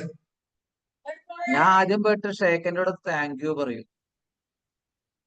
എന്നിട്ട് ആളുടെ മുഖത്തൊക്കെ ചിരിച്ചോണ്ട് ചോദിക്കും, എന്തിനാണ് എല്ലാ സമയത്തും കണ്ണാടിയുടെ മുന്നിൽ നിന്ന് സംസാരിക്കുന്നത്? എന്തിനാണ് എല്ലാ സമയത്തും കണ്ണാടിയുടെ മുന്നിൽ നിന്ന് സംസാരിക്കണത് ചോദിക്കും. അപ്പൊ ആരാ വിളിച്ച ആളാണോ കേട്ട ആളാണോ? വിളിച്ചാള്. ഇപ്പൊ ചില ഫാമിലി പ്രോബ്ലംസിൽ വരുമ്പോ വീട്ടിൽ തന്നെ ഒരാള് ഭയങ്കരമായിട്ട് ഡിസ്റ്റർബ് ചെയ്യണം, ഇതുപോലെ ബ്ലെയിം ചെയ്യണമെന്നൊക്കെ പറഞ്ഞ് വരുമ്പോ ഒന്ന് ഈ മെത്തേഡ് പറയാറുണ്ട്. രണ്ടാമത് പറയുന്ന മെത്തേഡ് എന്താ വെച്ചാ, ആ വ്യക്തി നമ്മുടെ അടുത്ത് കംപ്ലൈന്റ് ആയി വന്ന വ്യക്തികള് മനസ്സിൽ ഏറ്റവും കോമഡി തോന്നുന്ന അനിമലിന്റെ തലയാണ് ഈ വിളിക്കുന്ന ആളെന്ന് വിചാരിക്കാൻ പറയും. ആ കംപ്ലൈന്റ് ആയി വരുന്ന വ്യക്തിയുടെ മനസ്സിൽ ഏറ്റവും കോമഡിയെ തോന്നുന്ന ഒരു മൃഗത്തിന്റെ തലയാണ് ഈ വിളിക്കുന്ന വ്യക്തിയുടെ തലയുടെ ഭാഗത്ത് നിന്ന് ചിന്തിക്കാൻ പറയും. അവരിന്ന് ചിരിച്ചോടും. പ്രോബ്ലം സോൾവ് ആയി. ആദ്യം ആക്സെപ്റ്റ് ചെയ്യുക. നമ്മൾ അവിടെ റിയാക്ട് ചെയ്ത് കഴിഞ്ഞാൽ ഞാൻ സമ്മതിച്ചു കൊടുക്കുകയാണ്, നീ പറഞ്ഞ സാധനം ഞാനാണ്. ആ ആക്സെപ്റ്റ് ചെയ്യാൻ എന്ത് വേണം? നമുക്ക് അവയർനെസ് ഉണ്ടാക്കണം. എങ്ങനെ അവയർനെസ് ഉണ്ടാക്കാം? സ്ലോലി ബ്രീത്ത് ചെയ്താൽ മതി. നമ്മൾ സ്ലോലി ബ്രീത്ത് ചെയ്യുമ്പോൾ ബ്രെയിനിലേക്ക് മാക്സിമം ഓക്സിജൻ കിട്ടും. ഓക്സിജൻ കിട്ടുമ്പോൾ അതിന്റെ ഔട്ട്പുട്ട് എന്താ? ബോഡി റിലാക്സ്ഡ് ആണ്, അവയർനെസ് ഉണ്ടായി. ആ സമയത്ത് നീ റിയാക്ട് ചെയ്താലോ, നീ പറഞ്ഞ് ഞാനാണ്. നീ ഒരാളോട് കംപ്ലൈന്റ് ചെയ്യുകയാണെങ്കിലോ, അവൻ പറഞ്ഞ എന്നെ ഇങ്ങനെ കഴുതാന്ന് വിളിച്ച് ഞാൻ കഴുതയില്ലേ ചോദിക്കുകയാണ്. കഴുതയായിട്ടല്ലേ ഞാൻ ചോദിച്ചത്.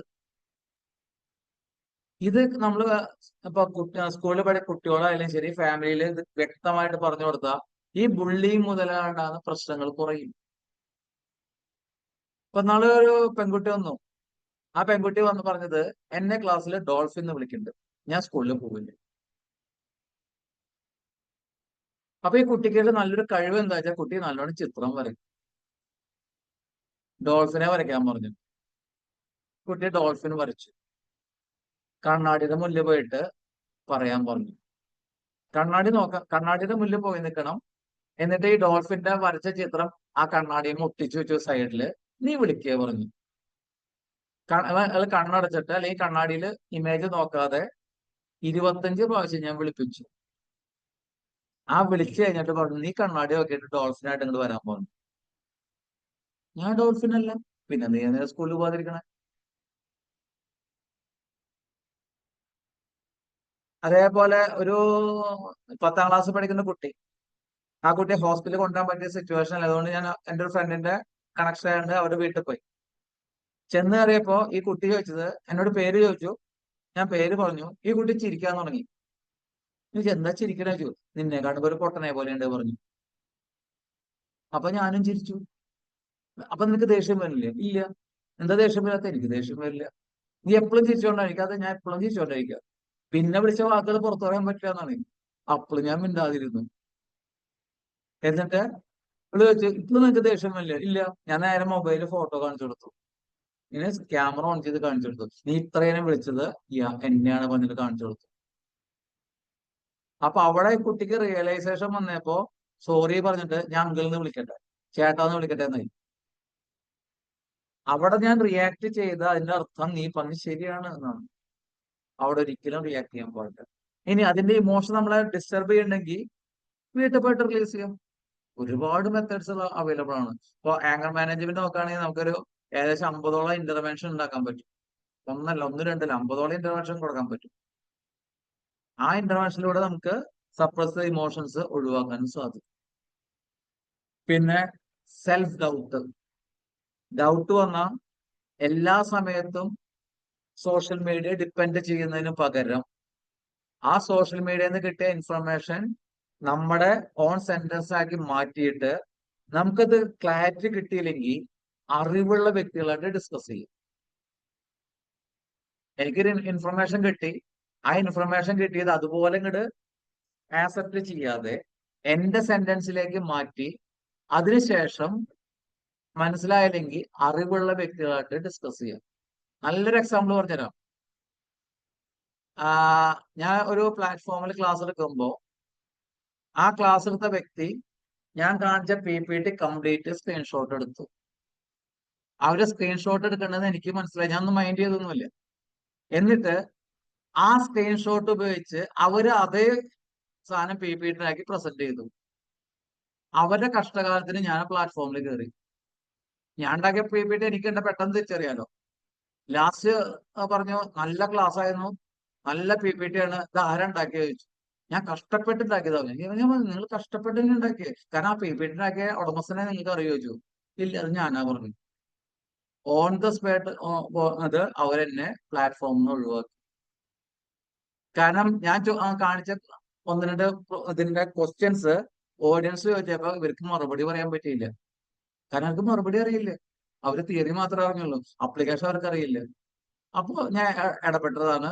നിങ്ങളെ ക്ലാസ് വളരെ നല്ലതാണ്, നല്ല PPT ആയിരുന്നു. PPT ചോദിച്ചപ്പോ അവർക്ക് ആൻസർ ഇല്ല. അവരെന്നെ പ്ലാറ്റ്ഫോമിൽ നിന്ന് റിമൂവ് ചെയ്തു. കാരണം കഷ്ടപ്പെട്ടാണ് അവരുണ്ടാക്കിയത്, അതുകൊണ്ടാണ് പറഞ്ഞത്. ഇപ്പൊ അപ്പൊ ഇത് നമ്മൾ വ്യക്തമായിട്ട് അറിഞ്ഞിരിക്കണം. നമ്മളോട് വരുന്ന ക്വസ്റ്റ്യൻസ് വന്നാൽ കൃത്യമായിട്ട് ആൻസർ പറയാം. അല്ലെങ്കിൽ അറിയാവുന്ന പോലെ, അറിയില്ലെങ്കിൽ വ്യക്തമായിട്ട് പറയാം. എന്റെ അറിവിൽ എനിക്കിത് അറിയില്ല, എനിക്ക് 2 ദിവസം സമയം തരൂ, ഞാൻ എന്റെ അറിവുള്ള ആൾക്കാരായിട്ട് ഡിസ്കസ് ചെയ്തിട്ട് ഞാൻ പറഞ്ഞുതരാം. അപ്പൊ എന്തെങ്കിലും നമ്മൾ റെഫർ ചെയ്യുമ്പോൾ ആ കിട്ടിയ ഇൻഫർമേഷൻ മുഴുവൻ അതുപോലെ ഇതാക്കാതെ നമ്മുടെ ഓൺ സെന്റൻസ് ആക്കി മാറ്റിയിട്ട് വേണം നമുക്ക് പ്രസന്റ് ചെയ്യാൻ. കാരണം അതിൽ എഴുതിയ ഓതറുടെ മാനസികാവസ്ഥ അല്ലെങ്കിൽ ആൾ എന്താ ഉദ്ദേശിച്ചത് നമുക്കറിയില്ല. ഇങ്ങനെ ആയിരിക്കാം എന്ന പെർസെപ്ഷനാണ് നമ്മൾ അപ്ലൈ ചെയ്യുന്നത്. അപ്പോ സോഷ്യൽ മീഡിയയിൽ എപ്പോഴും ഓവറായിട്ട് ഡിപ്പെൻഡ് ചെയ്യാതെ നമ്മുടെ ഓൺ സെന്റൻസിൽ കറക്റ്റ് ചെയ്യാം. ലാസ്റ്റ് സാധനമാണ് സ്ലീപ്പ്. ആ ഉറക്കം എന്ന ചെടികളെ നമ്മൾ കൃത്യമായിട്ട് നട്ടു വളർത്തിയില്ലെങ്കിൽ അത് ഒരുപാട് അസ്വസ്ഥതകൾ ഉണ്ടാകും. ഇതാണ് നമ്മുടെ ഗാർഡനിലുള്ള മെയിൻ ആയിട്ടുള്ള മരങ്ങൾ. ഒന്ന് സെൽഫ് കമ്പാഷൻ, സെൽഫ് ഡൗട്ട് ഉണ്ടെങ്കിൽ അത് ഒഴിവാക്കണം. ബോഡി എക്സസൈസ് വേണം. നെഗറ്റീവ് ടോക്സ് ഉണ്ടെങ്കിൽ അത് ഒഴിവാക്കണം. അതുപോലെ സ്ലീപ്പ് വേണം. ബോഡി അത് മൈൻഡ്ഫുൾനെസ് വേണം. ന്യൂട്രസ് ഫുഡ് വേണം. ഇതെല്ലാം കൃത്യമായിട്ട് ഡെവലപ്പ് ചെയ്യും.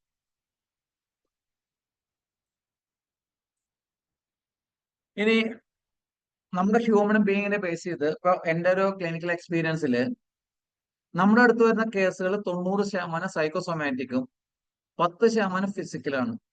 ഇതെന്റെ പെർസെപ്ഷൻ ആണ്. അപ്പൊ അങ്ങനെ വരുമ്പോ ചില കേസുകൾക്ക് നമുക്ക് ഡോക്ടറുടെ അടുത്ത് വിടേണ്ടി വരും. അപ്പോ മെഡിക്കൽ സപ്പോർട്ടും തെറാപ്പിയും കൂടി ഒന്നിച്ച് ക്ലബ് ചെയ്ത് കൊണ്ടുപോയി നമുക്ക് റിസൾട്ട് ഉണ്ടാക്കാം. പക്ഷെ ഒരു 6 കേസുകളാണ് ഏരിയയാണ് കൂടുതലായിട്ട് ഡിസ്റ്റർബ് ആയിട്ട് വരാൻ, അല്ലെങ്കിൽ കൂടുതൽ നമുക്ക് ആൾക്കാരെ കിട്ടുന്നത്. ഒന്ന് ആങ്സൈറ്റി ആണ്, ഒന്ന് ഡിപ്രഷൻ ആണ്, ഒന്ന് ആങ്കർ ആണ്, ഒന്ന് ഫിയർ ഓർ ഫോബിയ, ഒന്ന് അഡിക്ഷൻസ്, ഒന്ന് സെക്ഷൽ പ്രോബ്ലംസ്. ഇതാണ് 6 കേസുകളായിട്ട് കൂടുതലായിട്ട് വരുന്നത്. ബാക്കിയെല്ലാം വരുന്നുണ്ട്. പക്ഷെ ഇത് കുറച്ചുകൊണ്ട് ആങ്സൈറ്റി എങ്ങനെ മാറ്റാം? ഒന്ന്, നമുക്ക് ഒരുപാട് റിലാക്സേഷൻ മ്യൂസിക്കുകൾ സോഷ്യൽ മീഡിയയിൽ അവൈലബിൾ ആണ്. ഞാൻ ഇപ്പൊ അവിടെ കൊടുക്കുന്നത് പാസീവ് പ്രോഗ്രസീവ് റിലാക്സേഷൻ പറഞ്ഞ മെത്തേഡാണ്. നമ്മുടെ ശരീരത്തിലെ എല്ലാ മാംസപേശികളെയും സിസ്റ്റമാറ്റിക് ആയിട്ട് റിലാക്സ് ചെയ്യിക്കുക, പാസീവ് പ്രോഗ്രസീവ് റിലാക്സേഷൻ. രണ്ടാമത് ഹൈഡ്രോ തെറാപ്പി. നല്ലോണം വെള്ളം കുടിക്കുക. ആ വെള്ളം കുടിക്കുമ്പോൾ സ്ട്രോ വെച്ച് കുടിക്കാം. നമ്മൾ സാധാരണ സ്ട്രോ ഉപയോഗിക്കുമ്പോൾ വായിൽ വെക്കും, അതിന് പകരം അപ്പർ ലിപ്പിൽ കൊണ്ട് സപ്പോർട്ട് ചെയ്ത് വളരെ സ്ലോയിൽ സക്ക് ചെയ്ത് കുടിക്കണം. മൂന്നാമത് slow breath reduction exercise. 1 minute ഡ്യൂറേഷനിൽ എത്ര എക്സൈൽ ഉണ്ട്, എത്ര ഇൻഹേൽ ഉണ്ട് കൗണ്ട് ചെയ്യാം. അത് കഴിഞ്ഞ് 1 മിനിറ്റ് റെസ്റ്റ് എടുക്കുക. വീണ്ടും 1 മിനിറ്റിൽ എത്ര എക്സൈൽ ഇൻഹേൽ, വീണ്ടും 1 മിനിറ്റ് റെസ്റ്റ് എടുക്കുക. അങ്ങനെ ഡെയിലി 10 സ്റ്റെപ്പ് ചെയ്യുമ്പോൾ നമ്മുടെ ബ്രീത്തിങ്ങിന്റെ കൃത്യമായിട്ട് അറിയാൻ പറ്റും. ഇതൊരു പ്ലാറ്റ്ഫോമിൽ ഒരാൾ എന്നോട് ഈ ബ്രീത്തിങ് എക്സസൈസ് പറഞ്ഞു തരാൻ പറ്റുമോ ചോദിച്ചപ്പോ ഞാൻ പറഞ്ഞത് നിങ്ങൾക്ക് മനസ്സിലാവില്ല പറഞ്ഞു. എനിക്ക് മലയാളം അറിയാന്ന് പറഞ്ഞു. ശരി ആയിക്കോട്ടെ പറഞ്ഞു. അപ്പൊ ചോദിച്ചു നമ്മുടെ ഹാർട്ട് ബീറ്റ് പെർ മിനിറ്റ് 72 ആണ്, അറിയില്ല ചോദിച്ചു. എന്നിട്ട് ബ്രീത്തിങ് ഇങ്ങനെ കൺട്രോൾ ചെയ്യാൻ പറഞ്ഞു. ഇയാൾ പോയി ക്ലാസ് എടുത്താൽ പറഞ്ഞു നമ്മുടെ ഹാർട്ട് ബീറ്റിനെ 72 നിന്ന് 15 കൊണ്ടുവരാൻ പറഞ്ഞു. എന്തായിരിക്കും അവസ്ഥ?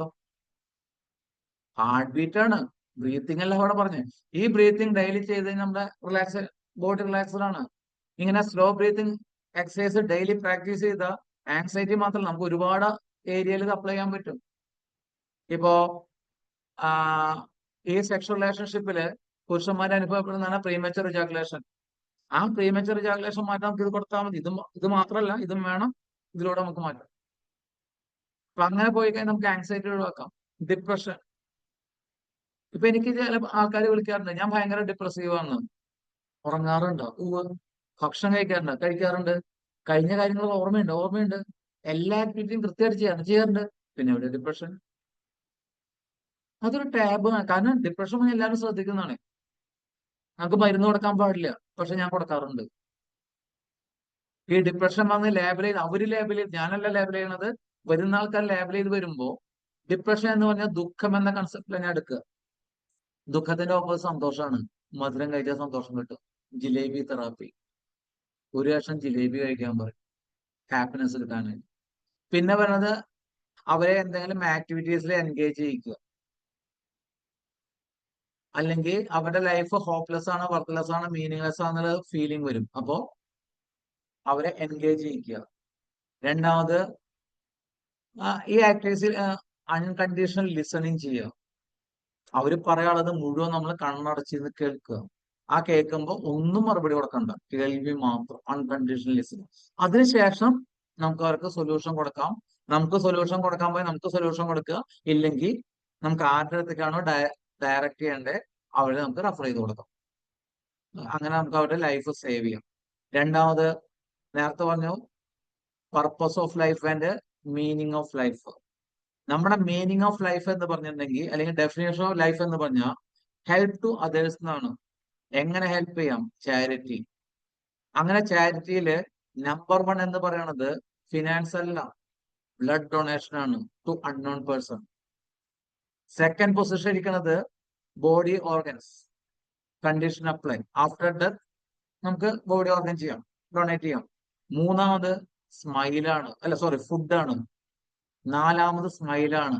അഞ്ചാമത്തെ പൊസിഷനാണ് ഫിനാൻസ്. ഇതാണ് ഹെലൻ എന്ന സിനിമ കണ്ടിട്ടുണ്ടെങ്കിൽ ആ വാച്ച്മാനെ നോക്കി ദിവസവും നായിക ചിരിക്കണു, അകത്ത് പോകുമ്പോഴും തിരിച്ചു വരുമ്പോഴും. പിറ്റേ ദിവസം ഒരു ദിവസം ചിരിച്ചില്ല എന്നതുകൊണ്ടാണ് ഫ്രീസറിൽ പെട്ട ആളെ കണ്ടെത്തി വരുന്നത്. അപ്പൊ നമ്മൾ ദിവസം ഒരു ഓഫീസിൽ പോകുമ്പോ അവിടെ ഒരു വാച്ച്മാൻ ഉണ്ട് വിചാരിക്കുക ഗേറ്റ് തുറക്കാനായിട്ട്. എല്ലാ ദിവസവും ആള് തുറന്നു തരുമ്പോ ഇന്ന് നമുക്ക് തുറക്കുക, ഞാൻ അവരെ നോക്കി സ്മൈല് കൊടുക്കുക, എന്നിട്ട് വാതിൽ തുറക്കുക. സ്മൈൽ എന്ന് പറഞ്ഞാൽ എസ് എന്ന് പറഞ്ഞാൽ സെൽഫ് കോൺഫിഡൻസ് ആണ്, എം എന്ന് പറഞ്ഞാൽ മൂഡ് എലിമിനേഷൻ ആണ്, ഐ എന്ന് പറഞ്ഞാൽ ഇൻവിറ്റേഷൻ ആണ്, എൽ എന്ന് പറഞ്ഞാൽ അൺകണ്ടീഷണൽ ലവ് ആണ്, ഇ എന്ന് പറഞ്ഞാൽ എമ്പതി ആണ്. ഇതാണ് സ്മൈൽ. അപ്പൊ അവരെ ചാരിറ്റി പഠിപ്പിക്കുക. അപ്പൊ അവരുടെ ലൈഫിന് അർത്ഥം ഉണ്ടാക്കാൻ പറ്റും. രണ്ടാമത് ആങ്കർ. ആങ്കർ എന്ന് പറഞ്ഞാൽ ബേസിക് ഇമോഷൻ ആണ്, എല്ലാ ഹ്യൂമൻ ബീയിങ്ങും എക്സ്പ്രസ് ചെയ്യുന്നതാണ്. വേണ്ട സമയത്ത് വേണ്ട വ്യക്തിയോട് വേണ്ട അളവില് പ്രകടിപ്പിക്കേണ്ട ഒരു ഇമോഷനാണ് ആങ്കർ. ഈ ആങ്കർ കൺട്രോൾ ചെയ്യാൻ പറ്റാതെ നമുക്ക് കൂടുതലായിട്ട് എക്സ്പ്രസ് ചെയ്താൽ കോർട്ടിസോണിന്റെ ലെവൽ കൂടാം, ചിലപ്പോൾ അത് കിഡ്നി ഫെയിലർ ഉണ്ടാവാം. അതേപോലെ ഇമോഷണലി ഡിസ്റ്റർബ് ആയി കഴിഞ്ഞാൽ, ഒരു സപ്രസ് ആയി കഴിഞ്ഞാൽ ആ ഇമോഷന് റിലീഫ് കിട്ടാൻ വേണ്ടി ചിലപ്പോൾ സെൽഫ് ഇഞ്ചുറിയിൽ പോവാം. ആ സെൽഫ് ഇഞ്ചുറി പിന്നീട് അത് സൂയിസൈഡിലേക്ക് ഡൈവേർട്ട് ചെയ്യാം. അപ്പോ ഈ ആങ്കർ നല്ല രീതിയിൽ ഡീൽ ചെയ്യേണ്ടതാണ്. അതിന് ഏകദേശം ഒരു 50ഓളം ഇന്റർവെൻഷൻ കൊടുക്കാൻ പറ്റും. നമ്മുടെ സിറ്റുവേഷൻ അനുസരിച്ച് നമുക്ക് ഡെവലപ്പ് ചെയ്യാം. അടുത്ത സാധനം വന്നത് ഫിയർ ഓർ ഫോബിയ ആണ്. എന്താ വ്യത്യാസം അറിയോ? Fear or phobia, fear phobia നമ്മൾ വ്യത്യാസം അറിയോ?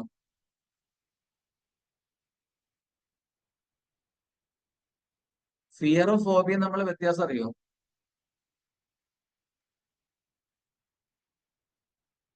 ഫിയർ പൊതുവേ ഉള്ള ഒരു കാര്യം, ഫോബിയ ഒരു പ്രത്യേക കാര്യത്തിനോടുള്ള ഫിയർ. അത് പ്രത്യേക കാര്യം പറഞ്ഞാൽ എന്തായിരിക്കും?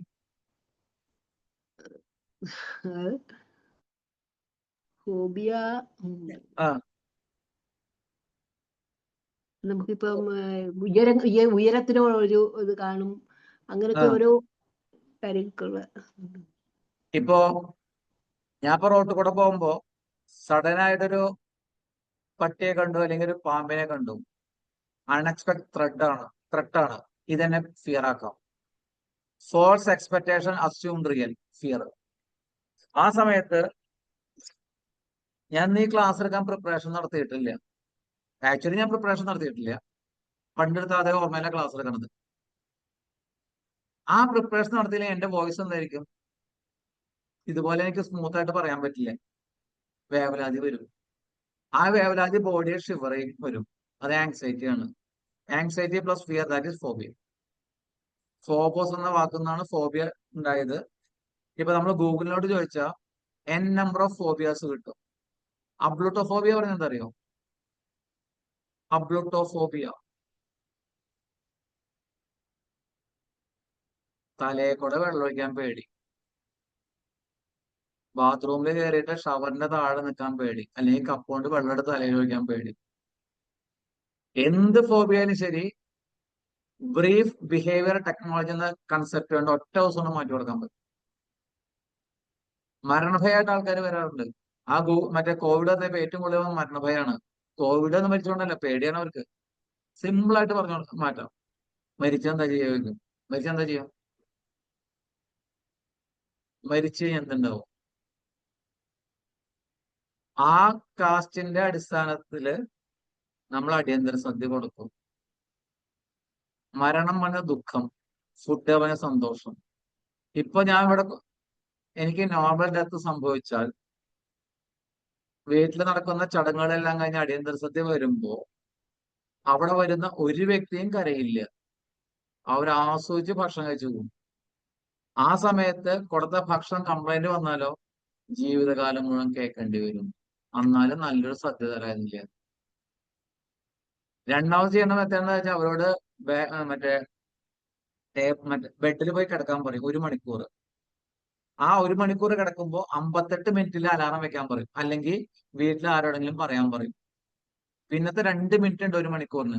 ഈ 2 മിനിറ്റ് കൊണ്ട് അവർ മരിക്കണം. Normal death. എന്തെങ്കിലും മിക്സ് ചെയ്ത് കൊടുത്താൽ അത് കൊലപാതകമാണ്. നിങ്ങൾ റെക്കമെൻഡ് ചെയ്യണില്ല. സ്വയം എന്തെങ്കിലും ചെയ്ത ആത്മഹത്യയാണ്, അതും പറ്റില്ല. നോർമൽ ഡെത്ത് സംഭവിക്കണം. ഇവരിന്ന് ചിരിക്കാൻ തുടങ്ങും. ഇതിനെ പറയുന്ന പേരാണ് പാരഡോക്സിൽ ഇൻഡക്ഷൻ മെത്തേഡ്. നമുക്ക് പ്രോബ്ലം മാറ്റാം. അപ്പൊ നമ്പർ ഓഫ് ഫോബിയാസ് ഉണ്ട്. ഏത് ഫോബിയ ആയാലും നമുക്കത് മാറ്റി കൊടുക്കാൻ പറ്റും വിത്തിൻ 1 ഡേ. അതാണ് ബിഹേവിയർ തെറാപ്പിയുടെ. അടുത്ത സാധനം അഡിക്ഷൻസ് ആണ്. ഏത് അഡിക്ഷൻ വേണമെങ്കിൽ മാറ്റാം. കാരണം അഡിക്ഷൻ വരുമ്പോൾ അവിടെ പ്ലഷർ ഉണ്ടാവണം. ആ പ്ലഷറിനെ പെയിനായി കൺവേർട്ട് ചെയ്ത അഡിക്ഷൻ മാറ്റാം. ഇപ്പൊ സ്മോക്കിംഗ് അഡിക്ഷൻ വന്നാൽ ഞാൻ സിമ്പിൾ ആയിട്ട് ബ്ലാക്ക് പെപ്പർ കൊടുക്കും. ത്രൂ ബ്ലാക്ക് പെപ്പർ നമുക്ക് അവരുടെ അഡിക്ഷൻ മാറ്റാൻ സാധിക്കും. അല്ലെങ്കിൽ ഒരു പ്രത്യേക രീതിയിൽ അവരെ കൊണ്ട് സ്മോക്ക് ചെയ്യിക്കും. അപ്പൊ അവരുടെ അഡിക്ഷൻ ഏതാണോ ആ അഡിക്ഷൻ അനുസരിച്ച് ബിഹേവിയർ തെറാപ്പിയിലൂടെ നമുക്ക് മാറ്റം വരുത്താൻ സാധിക്കും. ലാസ്റ്റ് വേണ്ടത് അവരുടെ ഫിസിക്കൽ റിലേഷൻഷിപ്പ് ആണ്, സെക്ഷൽ പ്രോബ്ലംസ് ആണ്. ആ സെക്ഷൽ പ്രോബ്ലംസ് വന്നിട്ടുണ്ടെങ്കിൽ അത് കൃത്യമായിട്ട് നമുക്ക് മാറ്റി കൊടുക്കണം. അത് വരുന്ന വ്യക്തിയുടെ പ്രോബ്ലം അനുസരിച്ച് പ്രീമച്ചർ ഇജാക്കുലേഷൻ ആണെങ്കിൽ അതിന് വേണ്ട കുറെ എക്സസൈസ് കൊടുക്കാണ്ട്. സെക്സിനോട് അവർഷനാണ്, പേടിയുണ്ടെങ്കിൽ അത് ലേഡീസിന് നമുക്ക് കണ്ടെത്താനായിട്ട് ഐസ് തെറാപ്പി കൊടുക്കും. കുറച്ച് ഐസ് ക്യൂബ് കയ്യിൽ പിടിക്കാൻ പറഞ്ഞാൽ അവരുടെ ബോഡിയിൽ വരുന്ന മാറ്റങ്ങൾ കണ്ട് നമുക്ക് കണ്ടെത്താൻ പറ്റും. അപ്പൊ ഏതാണോ അവരുടെ ഇഷ്യൂ വരുന്നത് ആ ഇഷ്യൂവിന് നമുക്ക് പ്രോപ്പർ ട്രെയിനിങ് കൊടുത്തിട്ട് അവരുടെ പ്രോബ്ലം മാറ്റി കൊടുക്കാൻ സാധിക്കും. കാരണം സെക്ഷൽ റിലേഷൻഷിപ്പ് എന്ന് പറയുന്നത് സുഖിക്കാനോ കുട്ടി ഉണ്ടാക്കാനല്ല, അത് ബൈ പ്രൊഡക്റ്റ് ആണ്. അവർ തമ്മിലുള്ള ഹാപ്പിനെസ് കൂട്ടാം, അവർ തമ്മിലുള്ള റിലേഷൻഷിപ്പ് കൂട്ടാം. ഒരു 2 പേര് കല്യാണം കഴിഞ്ഞു, കുട്ടി ഉണ്ടാവാൻ വേണ്ടി പ്രാക്ടീസ് ചെയ്യാൻ തുടങ്ങി. അവിടെ കുട്ടി ഉണ്ടാവണില്ലേ?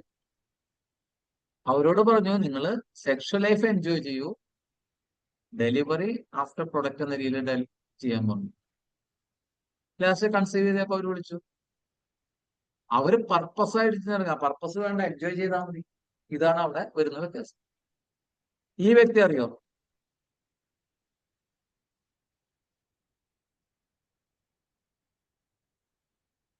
ഇതാരാ പറയാൻ പറ്റും?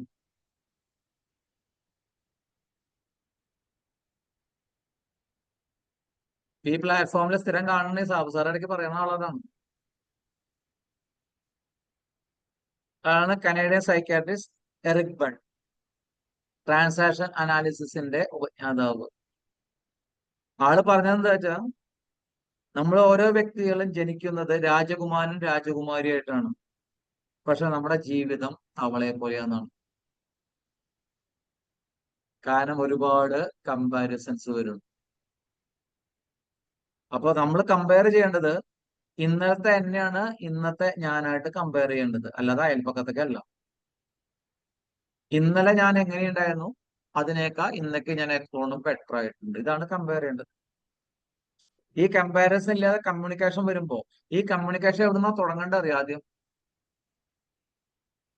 നമ്മുടെ വീട്ടിലെ കമ്മ്യൂണിക്കേഷൻ സ്റ്റാർട്ട് ചെയ്യേണ്ടത് എവിടുന്ന അറിയോ? ഫസ്റ്റ് സ്റ്റാർട്ട് ചെയ്ത് kitchen, kitchen to dining, dining to living, living to sit out, sit out നിന്ന് മുറ്റത്തേക്ക്, മുറ്റത്ത് പറഞ്ഞാൽ അവിടെ കളിയാണ്. അത് കഴിഞ്ഞിട്ട് വേണം അയൽപ്പക്കം, അതിനുശേഷം വേണം LKG UKG അല്ലെങ്കിൽ ബാലവാടി മുഖാന്തരം. പാരന്റ്സ് മക്കളുടെ കൂടെ ഇന്ന് കളിക്കാൻ തുടങ്ങണം. ഞാൻ അച്ഛനാണ് അമ്മയെന്നല്ല, ഞാൻ കുട്ടിയായിട്ട് കളിക്കണം. ആ പാരന്റ് അഡൽട്ട് ചൈൽഡായിട്ട് വന്നാൽ മാത്രമാണ് ശരിയാവുള്ളൂ. അപ്പൊ ഇത് കൃത്യമായിട്ട് കമ്മ്യൂണിക്കേഷൻ നടന്നാലോ മെന്റൽ ഹെൽത്ത് നോർമലാണ്, അവിടെ ഡിസ്റ്റർബൻസും വരില്ല. ഇനി ഇത് ശരിയാവാതെ വരുമ്പോ ഇങ്ങനെ ആളെ കണ്ടിട്ടുണ്ടോ? ആരെങ്ങനെ കിടക്കാറ്?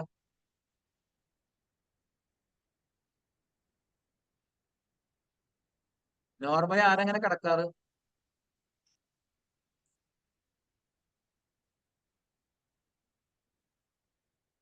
കുരങ്ങുകളാണ് സർ. കൊരങ്ങനാണ് കിടക്കണേ. അപ്പൊ ഇങ്ങനത്തെ പാരന്റ്സ് എന്താ പറഞ്ഞേ? നീ കൊരങ്ങനാവണ്ട, നീ സിംഹമായാ മതിയെന്ന്. ഒരുപാട് പാരന്റൽ പ്രഷർ അനുഭവിക്കുന്നുണ്ടാവും.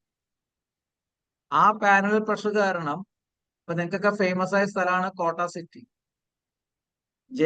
ബോംബെ നിന്ന് ജയ്പൂർക്ക് പോകുമ്പോൾ സ്ഥലമാണ്, പക്ഷെ ഇപ്പൊ അറിയപ്പെടുന്നത് സൂയിസൈഡ് സിറ്റി എന്നാണ്. ഒരുപാട് എഡ്യൂക്കേഷൻ ഹബ്ബുകൾ ഉണ്ട് അവിടെ. മാത്രമല്ല പ്രൊഫഷണൽ കോച്ചിങ് നടത്തുന്ന സ്ഥലത്തൊക്കെ സംഭവിക്കാം. ഈ സ്ഥലങ്ങളിലെല്ലാം അവിടെ അവര് കൂടുതൽ പ്രാധാന്യം കൊടുക്കുന്നത് ഐക്യുവിനാണ്, ഇക്യുവിന് പ്രാധാന്യം കൊടുക്കുന്നില്ല. അപ്പൊ അവർക്കത് ടോളറേറ്റ് ചെയ്യാൻ പറ്റാത്തതുകൊണ്ട് ഇവര് സൂയിസൈഡ് ചെയ്യാണ്. അതുകൊണ്ട് കോട്ട സിറ്റി അറിയപ്പെടുന്നത് സൂയിസൈഡ് സിറ്റി എന്നാണ്. നമ്മൾ ഐക്യു ഇക്യു കൂടുതൽ നോക്കുന്നത് കൂടെ വേറെ കുറെ ക്യൂസ് ഉണ്ട്. ഒന്ന് P Q passion quotient, S Q means spiritual quotient അത് social quotient, R Q means resilient quotient, D Q പറഞ്ഞ ഡിജിറ്റൽ കോഷൻ ദുൽഖർ സൽമാൻ അല്ല, എ ക്യു എന്ന് പറഞ്ഞാൽ attitude quotient, F Q means finance quotient family quotient, X Q ആണ് harmony quotient. ഈ എല്ലാ കോഷൻസ് ഉണ്ടെങ്കിലും നമ്മൾ പ്രാധാന്യം കൊടുക്കേണ്ടത് ഐക്യുനും ഇക്യുവിനാണ് ഞാൻ പറയും. ഇപ്പോ അമേരിക്കൻ ബേസ് ഒരു ഓർഗനൈസേഷൻ ഇക്യു ഫോർ പീസ് എന്ന് പറഞ്ഞിട്ട് ആ ഓർഗനൈസേഷന്റെ ഇന്ത്യയിലത്തെ ബ്രാൻഡ് അംബാസിഡറാണ് ഞാൻ. അവരെന്നെ ചുമതല തന്നതെന്ന് വെച്ചാൽ മാക്സിമം ഇൻസ്റ്റിറ്റ്യൂഷൻസിൽ ഇക്യുവിന്റെ അവയർനെസ് ഉണ്ടാക്കി കൊടുക്കുക. അപ്പൊ അവർക്ക് വേണ്ട മാക്സിമം ക്ലാസ്സസ് കൊടുക്കുന്നു ഇക്യുവിന്റെ കുറിച്ച്. അപ്പോ നമുക്ക് പ്രാധാന്യം ഇത് കൊടുത്തിരിക്കണം. ഇനി IPCRM പറഞ്ഞാൽ interpersonal communication relationship and management വീട്ടിൽ ഡെവലപ്പ് ചെയ്യണം. ആ വീട്ടിൽ ഡെവലപ്പ് ചെയ്യുമ്പോൾ എന്റെ ഒപ്പീനിയനില് ഏറ്റവും വില കൂടിയ മരുന്ന് എന്താ പറയാൻ പറ്റുമോ വീട്ടില് കൊടുക്കാൻ പറ്റിയത്? ലവ്. എങ്ങനെ? ലോകത്തെ ഏറ്റവും വില കൂടിയ മരുന്ന് ടച്ചാണ്. കൃത്യമായിട്ട് ടച്ചിങ് കിട്ടിയിരിക്കുന്നവർക്ക് ഡെയിലി അരമണിക്കൂർ ഫാമിലി മെമ്പേഴ്സ് എല്ലാവരും കൂടി ഒന്നിച്ചിരുന്ന് കളിക്കണം. ഇതല്ല കളിക്കേണ്ടത്. നമ്മുടെ കുട്ടിക്കാലത്ത് ഒരു 100-ാം കോല് കളിച്ചിട്ടുണ്ട്. ആ 100-ാം കോല് കളിക്കുമ്പോ നമ്മുടെ തലച്ചോറെ കണ്ണ് കൈ ഒരു സ്ഥലത്ത് കോൺസെൻട്രേറ്റ് ചെയ്യണം, നമ്മുടെ കോൺസെൻട്രേഷൻ കൂടും. അതല്ലെങ്കിൽ ഫ്ലിപ്കാർട്ടിൽ കയറിയ ഇൻഫി ബാലൻസ് എന്ന് പറഞ്ഞ ഗെയിം കിട്ടും, ഞാൻ കാണിച്ചു തരുമ്പോ.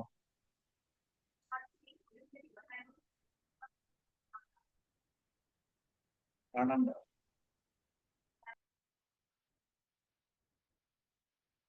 ഇങ്ങനെ സാധനം ഫ്ലിപ്കാർട്ടിൽ വാങ്ങിക്കാൻ കിട്ടും. ഫ്ലിപ്കാർട്ടിൽ വില കുറവാണ്, അതുകൊണ്ട് അത് പറഞ്ഞു. ഇത് 2 ബോൾ ഉണ്ട്, ഇത് ഡെയിലി കളിക്കുക അരമണിക്കൂർ. രണ്ടാമത് അറ്റ്ലീസ്റ്റ് വൺസ് ഫാമിലി മെമ്പേഴ്സ് എല്ലാവരും ഒന്നിച്ചിന്ന് ഫുഡ് കഴിക്കുക.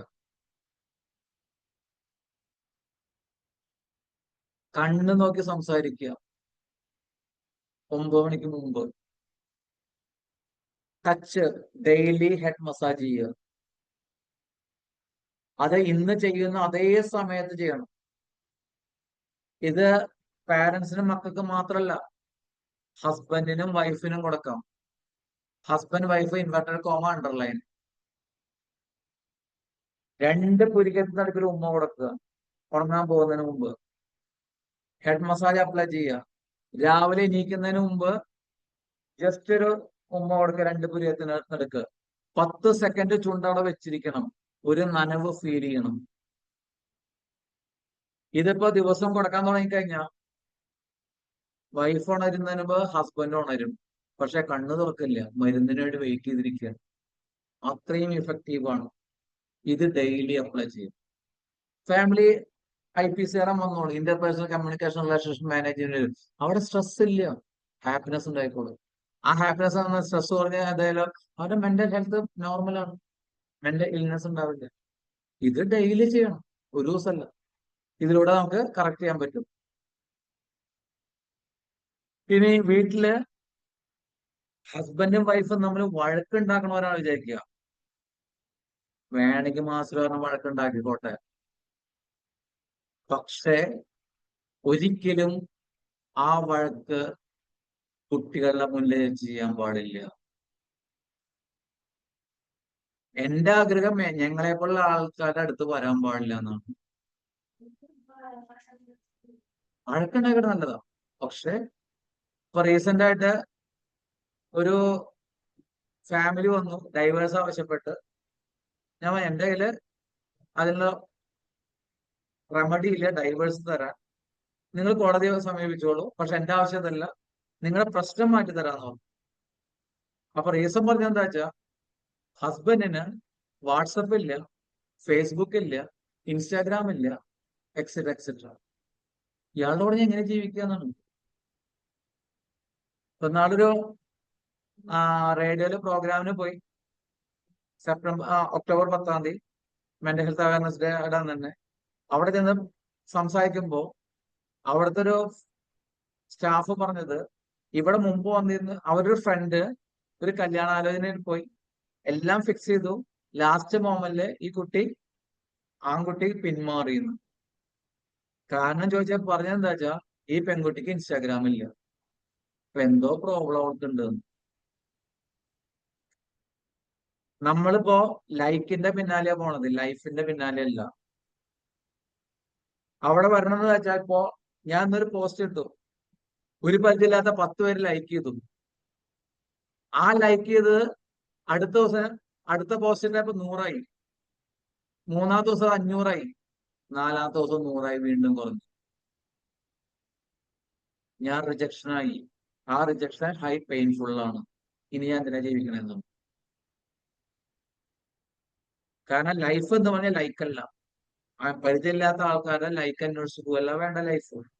നമുക്ക് കൃത്യമായിട്ട് അവർ ലൈക്ക് ചെയ്താലും ചെയ്തില്ലെങ്കിലും ഞാനന്ന് വ്യക്തമായ ബോധ്യം ഉണ്ടെങ്കിൽ ഈ പ്രശ്നങ്ങൾ ഉണ്ടാവില്ല. ഒരു പയ്യൻ സൂസൈഡ് ശ്രമിച്ചു, ആ ബസ് സ്റ്റോപ്പിൽ എത്തുമ്പോ ഒരു പെൺകുട്ടി അവനെ നോക്കി ചിരിക്കുന്നുണ്ട്. ആദ്യം ഇവനോട് എന്നെ പറഞ്ഞു, എന്നെ നോക്കി ചിരിക്കാൻ ഞാൻ ഒരു കോമാളിയല്ല. ഇവള് ദിവസവും ചിരിക്കുന്നുണ്ട്, ഇവനെ നോക്കി ചിരിക്കണ അവള് പറഞ്ഞിട്ടില്ല. ഇവന്റെ ഫ്രണ്ടിന്റെ സഹായത്തോടെ ഈ പെൺകുട്ടിയുടെ പേര് സംഘടിപ്പിച്ച് ഇൻസ്റ്റാഗ്രാമിൽ മെസ്സേജ് അയച്ചു, നീ ദിവസം എന്നെ നോക്കി ചിരിക്കാറുണ്ടല്ലോ, നിന്റെ ചിരി എനിക്ക് ഭയങ്കര ഇഷ്ടമാണ്, ഞാൻ നിന്നെ കല്യാണം ആഗ്രഹിക്കണമെന്ന്. ഈ എവിടുന്നാണ് പേരെന്താന്നെല്ലാം മറുപടി വെച്ച് ഓൺ ദ സ്പോട്ട് മറുപടി വന്നത്, നിന്നെ പോലെയൊക്കെ ഉള്ള ആൾക്കാർ ആരാണ് കല്യാണം കഴിക്കാൻ പറഞ്ഞത്, ഏത് പെണ്ണ നിന്നെ കല്യാണം കഴിക്കാന്ന് ചോദിച്ചത്. ഇനി എന്തിനാ ജീവിക്കണേ? ഓൺ ദ സ്പോട്ട് കൈ കെട്ടി. ഇപ്പൊ ആള് സുഖമായിട്ട് ജീവിക്കുന്നുണ്ട്, അതൊക്കെ പുറത്തു നിന്ന് സുഖമായിട്ട് ജീവിക്കും. അപ്പൊ നമ്മുടെ ഇമോഷണലി ഭയങ്കര ദൂരാണ്. ഇനി മെന്റൽ ഹെൽത്ത് നല്ല രീതിയിൽ മെയിൻറ്റെയിൻ ചെയ്യാൻ പറ്റിയ അടുത്ത സ്ഥലമാണ് ഡൈനിങ്. എങ്ങനെ ഡൈനിങ്ങില് നമ്മുടെ ഒരു 19-ാം നൂറ്റാണ്ടില് അല്ലെങ്കിൽ മൊബൈൽ ഇറങ്ങുന്നതിന് മുമ്പ് നമ്മൾ ഭക്ഷണം കഴിക്കേണ്ട രീതി എന്താ? ഇതാണ്. വീട്ടിലെ എല്ലാ അംഗങ്ങളും ഒന്നിച്ചിരുന്ന് പ്രാർത്ഥിച്ച് ഭക്ഷണം കഴിക്കുന്നു, ആസ്വദിച്ച് ഭക്ഷണം കഴിക്കുന്നു. ഇന്നോ എല്ലാവരും ഒന്നിച്ചിരിക്കുന്നു, പക്ഷെ തോണ്ടിക്കൊണ്ടിരിക്കുന്നു. ഇവർക്കറിയില്ല ഇവരെന്താ കഴിക്കണേന്ന്. അപ്പൊ ഈ സിസ്റ്റം ഒരിക്കലും അവിടെ ഡെവലപ്പ് ചെയ്യാൻ പാടില്ല. ഇത് കൃത്യമായിട്ട് നോ പറഞ്ഞിരിക്കണം. അപ്പൊ ആരെങ്കിലും സ്ക്രീനിന്റെ മുന്നിലേക്ക് ഫുഡ് കൊണ്ടുപോവാണെങ്കിൽ നമ്മൾ നോ പറഞ്ഞിരിക്കണം, അല്ലെങ്കിൽ പോയിട്ട് സ്ക്രീൻ ഓഫ് ചെയ്യാം. സ്ക്രീൻ ഓഫ് ചെയ്ത് അവർ വാശി പിടിക്കുക, എന്ത് ചെയ്താലും ഭക്ഷണം കൊണ്ട് കളയുക. ഒരു നേരം ഭക്ഷണം കഴിച്ചില്ലെങ്കിൽ ഒന്നും സംഭവിക്കാതെ പോണില്ല. നമ്മൾ നോ പറഞ്ഞിരിക്കണം. ഇപ്പൊ റീസെന്റ് ആയിട്ട് ഒരു ഇന്റർനാഷണൽ ജേർണൽ ലോഞ്ച് ചെയ്തിട്ടുണ്ടായിരുന്നു, മൈൻഡ്ഫുൾ ടൈംസ് എന്നാണ് അതിന്റെ പേര്. ഏകദേശം 39ഓളം ആർട്ടിക്കിൾസ് അതിൽ ആഡ് ചെയ്തു. 45 ആർട്ടിക്കിൾ കിട്ടി. പക്ഷെ എല്ലാം ആഡ് ചെയ്യാൻ പറ്റിയില്ല. ഒരു 6 റിജക്ട് ചെയ്യേണ്ടി വന്നു. ഒരു കഥയില്ലാത്ത കുറെ ആർട്ടിക്കിളാണ് വന്നത്. അതിനൊക്കെ ഒഴിവാക്കി 39 ആർട്ടിക്കിൾ വെച്ചാണ് ചെയ്തത്. ഇതിന്റെ അടുത്ത എഡിഷൻ ഡിസംബറിൽ ഇറങ്ങാൻ പോവാണ്. ഇതുപോലെ ആർട്ടിക്കിൾസ് ഉണ്ടാവും. ആരെങ്കിലും ഇതിന് കൂടുതൽ ഇതുണ്ടെങ്കിൽ എന്നെ ഈ നമ്പറിൽ കോൺടാക്ട് ചെയ്താൽ മതി. ഇതുവരെ ക്ലാസ് കേട്ടതിന് വളരെ നന്ദി, നമസ്കാരം. ഇനി എനിക്ക് എന്തെങ്കിലും ക്വസ്റ്റ്യൻസ് ഉണ്ടെങ്കിൽ ചോദിക്കാം. Thank you sir. സാറേ നമ്പർ എത്ര സാറേ? ഒന്നും കൂടി 9846 469190 919084. 84. Thank you, sir. Sir, once again. 9846 ഞാൻ വാട്സാപ്പിൽ ഇട്ടുണ്ട്. 9846919084. 24 മണിക്കൂറും മൊബൈൽ ഓണാണ്. ഫോൺ എടുത്തില്ലെങ്കിൽ ഞാൻ തിരക്കിലാണ്. അതുകൂടാതെ ആഴ്ചയിലൊരു 3-4 വെബിനാർ ഞാൻ കണ്ടക്ട് ചെയ്യാറുണ്ട്. 8 മണിക്കാണ്. സാവു സാർ 7 മണിക്കാണ്, ഞാൻ 8 മണിക്കാണ് ചെയ്യാറുള്ളത്. അത് കേരളത്തിന് പുറത്തുനിന്നുള്ള സ്പീക്കേഴ്സാണ് കൂടുതൽ വരാറുള്ളത്.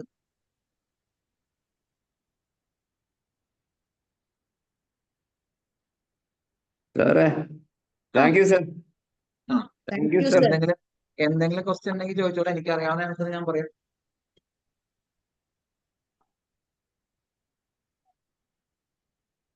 സാറേ ആ thank you sir. Okay sir. പേടിനെ പറ്റി പറഞ്ഞല്ലോ, പേടി മാറ്റാൻ. ആ പാമ്പിനെ കണ്ട് പേടിച്ചാൽ എവിടെ വെച്ച് പാമ്പിനെ കണ്ടാലും ഭയങ്കര ഭയം തോന്നുന്നുണ്ട്. ഇപ്പൊ വണ്ടി ഓടിച്ചു പോകുമ്പോഴൊക്കെ ഒരു പാമ്പ് റോഡിലൂടെ പോയാലേ പെട്ടെന്ന് വണ്ടി ഡൗണിൽ പോവാണ്, ആക്സിഡന്റ് സംഭവിക്കുന്നുണ്ട്. അങ്ങനത്തെ ഭയങ്കര പേടി. ഇതിനെന്താണ് പരിഹാരം സാറേ? വളരെ സിമ്പിൾ ആയിട്ട് ഒറ്റ ദിവസമാണ് മാറ്റി തരാം. 4 മണിക്കൂർ സമയം തന്നാൽ മതി. അത് എനിക്ക് പറഞ്ഞില്ല സാറേ. അല്ല, അത് ഒന്ന് പറഞ്ഞാൽ അതിന്റെ പ്രാക്ടിക്കല് പറഞ്ഞാൽ മനസ്സിലാവില്ല. കുറച്ച് സ്റ്റെപ്പുകളുണ്ട്. സാറ് പാമ്പ് വഴിയിലല്ലേ, പാമ്പ് എന്നൊരു പേപ്പറിൽ കണ്ട റൂമിൽ നിന്ന് ഇറങ്ങിപ്പോയ ആളെ എനിക്കറിയാം. വെറുതെ പാമ്പെന്ന് പേപ്പറിൽ എഴുതി കൊടുത്തേ ഉള്ളൂ. ആ ലേഡി റൂമിൽ നിന്ന് ഇറങ്ങി ഓടിപ്പോയി പേടിച്ചിട്ട്. അവസാനം അവരെ കഴുത്തിൽ ഒരു പാമ്പിനായിട്ട് ശിവനെ പോലെ ഫോട്ടോ എടുത്താൽ പറഞ്ഞ സെൽഫി എടുത്തിട്ട്. 4 മണിക്കൂർ സമയം മതി. ഒറ്റ ദിവസം ആവശ്യമുള്ളൂ. നേരിട്ട് വരാൻ പറ്റുകയാണെങ്കിൽ കറക്റ്റ് ആക്കി തരാം. ഞാനൊരു ആദ്യത്തേലൊരു 6 സ്റ്റെപ്പ് ചെയ്യാണ്ട് 6 സ്റ്റെപ്പ് ചെയ്തതിന് ശേഷം സിസ്റ്റമാറ്റിക് ഡീസെൻസിറ്റൈസേഷൻ എന്ന മെത്തേഡ് അപ്ലൈ ചെയ്യണം. ഇത് അപ്ലൈ ചെയ്യുമ്പോഴാണ് ഇത് മാറ്റം വരുന്നത്. ഒറ്റ ദിവസം ആവശ്യമുള്ളൂ, 4 മണിക്കൂർ വരെ മാക്സിമം. പിന്നെ ഏത് പാമ്പിനെ വേണമെങ്കിൽ കണ്ടാലും പ്രശ്നം ഉണ്ടാവില്ല. പാമ്പ് മാത്രമല്ല, അതെല്ലാം സ്പെസിഫിക് ഫോബിയ എന്ന കാറ്റഗറിയിൽ വരും. ഫോബിയ 3ആയിട്ട് ഡിവൈഡ് ചെയ്തിട്ടുണ്ട്. ഒന്ന് സോഷ്യൽ ഫോബിയ എന്ന് പറഞ്ഞാൽ പബ്ലിക്കിനെ ഫേസ് ചെയ്യുമ്പോണ്ടാവുന്ന അസ്വസ്ഥത. രണ്ടാമത് സ്പെസിഫിക് ഫോബിയ, ഈ വക കാര്യങ്ങള് പാമ്പ് പല്ലിയാവാം, സ്പൈഡർ ആവാം, എസ്കലേറ്റർ ആവാം, ലിഫ്റ്റ് ആവാം, കുളിക്കാനുള്ള പേടി അബ്ലൂട്ടോഫോബിയ പറഞ്ഞതാവാം. ഗാമോഫോബിയ ഉണ്ടെന്നറിയോ? കല്യാണത്തിനോട് പേടി. നോമോഫോബിയ ഉണ്ട്, നോ മൊബൈലാണ് ഫോണിനോട് പേടി. അങ്ങനെ പല ടൈപ്പ് പേടികളുണ്ട്. ഏത് പേടിയാലും ശരി നമുക്ക് മാറ്റാം. ഹൊറർ ഫിലിമിനോടുള്ള പേടിയുണ്ട്, സിമ്പിളാ. ഇന്നതെന്നല്ല, അവര് പറയുന്ന പേടി എന്തായാലും നമുക്ക് സൊല്യൂഷൻ ഉണ്ട്. ഇപ്പൊ ബ്ലഡിനോട്, റെഡ് കളറിനോട് പേടിയുള്ള ആള് വന്നു, ഒരു ബോട്ടില് റെഡ് ഇങ്ക്, ഒരു ബക്കറ്റ് വെള്ളം, ഒരു ഫില്ലർ, 2 മണിക്കൂർ കൊണ്ട് അവരുടെ പേടി മാറി. റെഡ് അല്ല, ഏത് കളർ വന്നാലും അവർക്ക് പ്രശ്നമില്ല എന്നാക്കിയോ. ഇതെല്ലാം അപ്ലിക്കേഷൻ ലെവലായതുകൊണ്ടാണ് ഇതിലൂടെ പറഞ്ഞ മനസ്സിലാവില്ല എന്ന് പറഞ്ഞത്.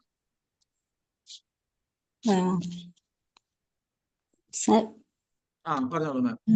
സാർ, ഈ കുട്ടികൾ സപ്രസ് ചെയ്ത് വെച്ച ഇമോഷൻസ് ഇല്ലേ, അതെങ്ങനെയാ റെഡ്യൂസ് ചെയ്ത് ചെയ്യുക?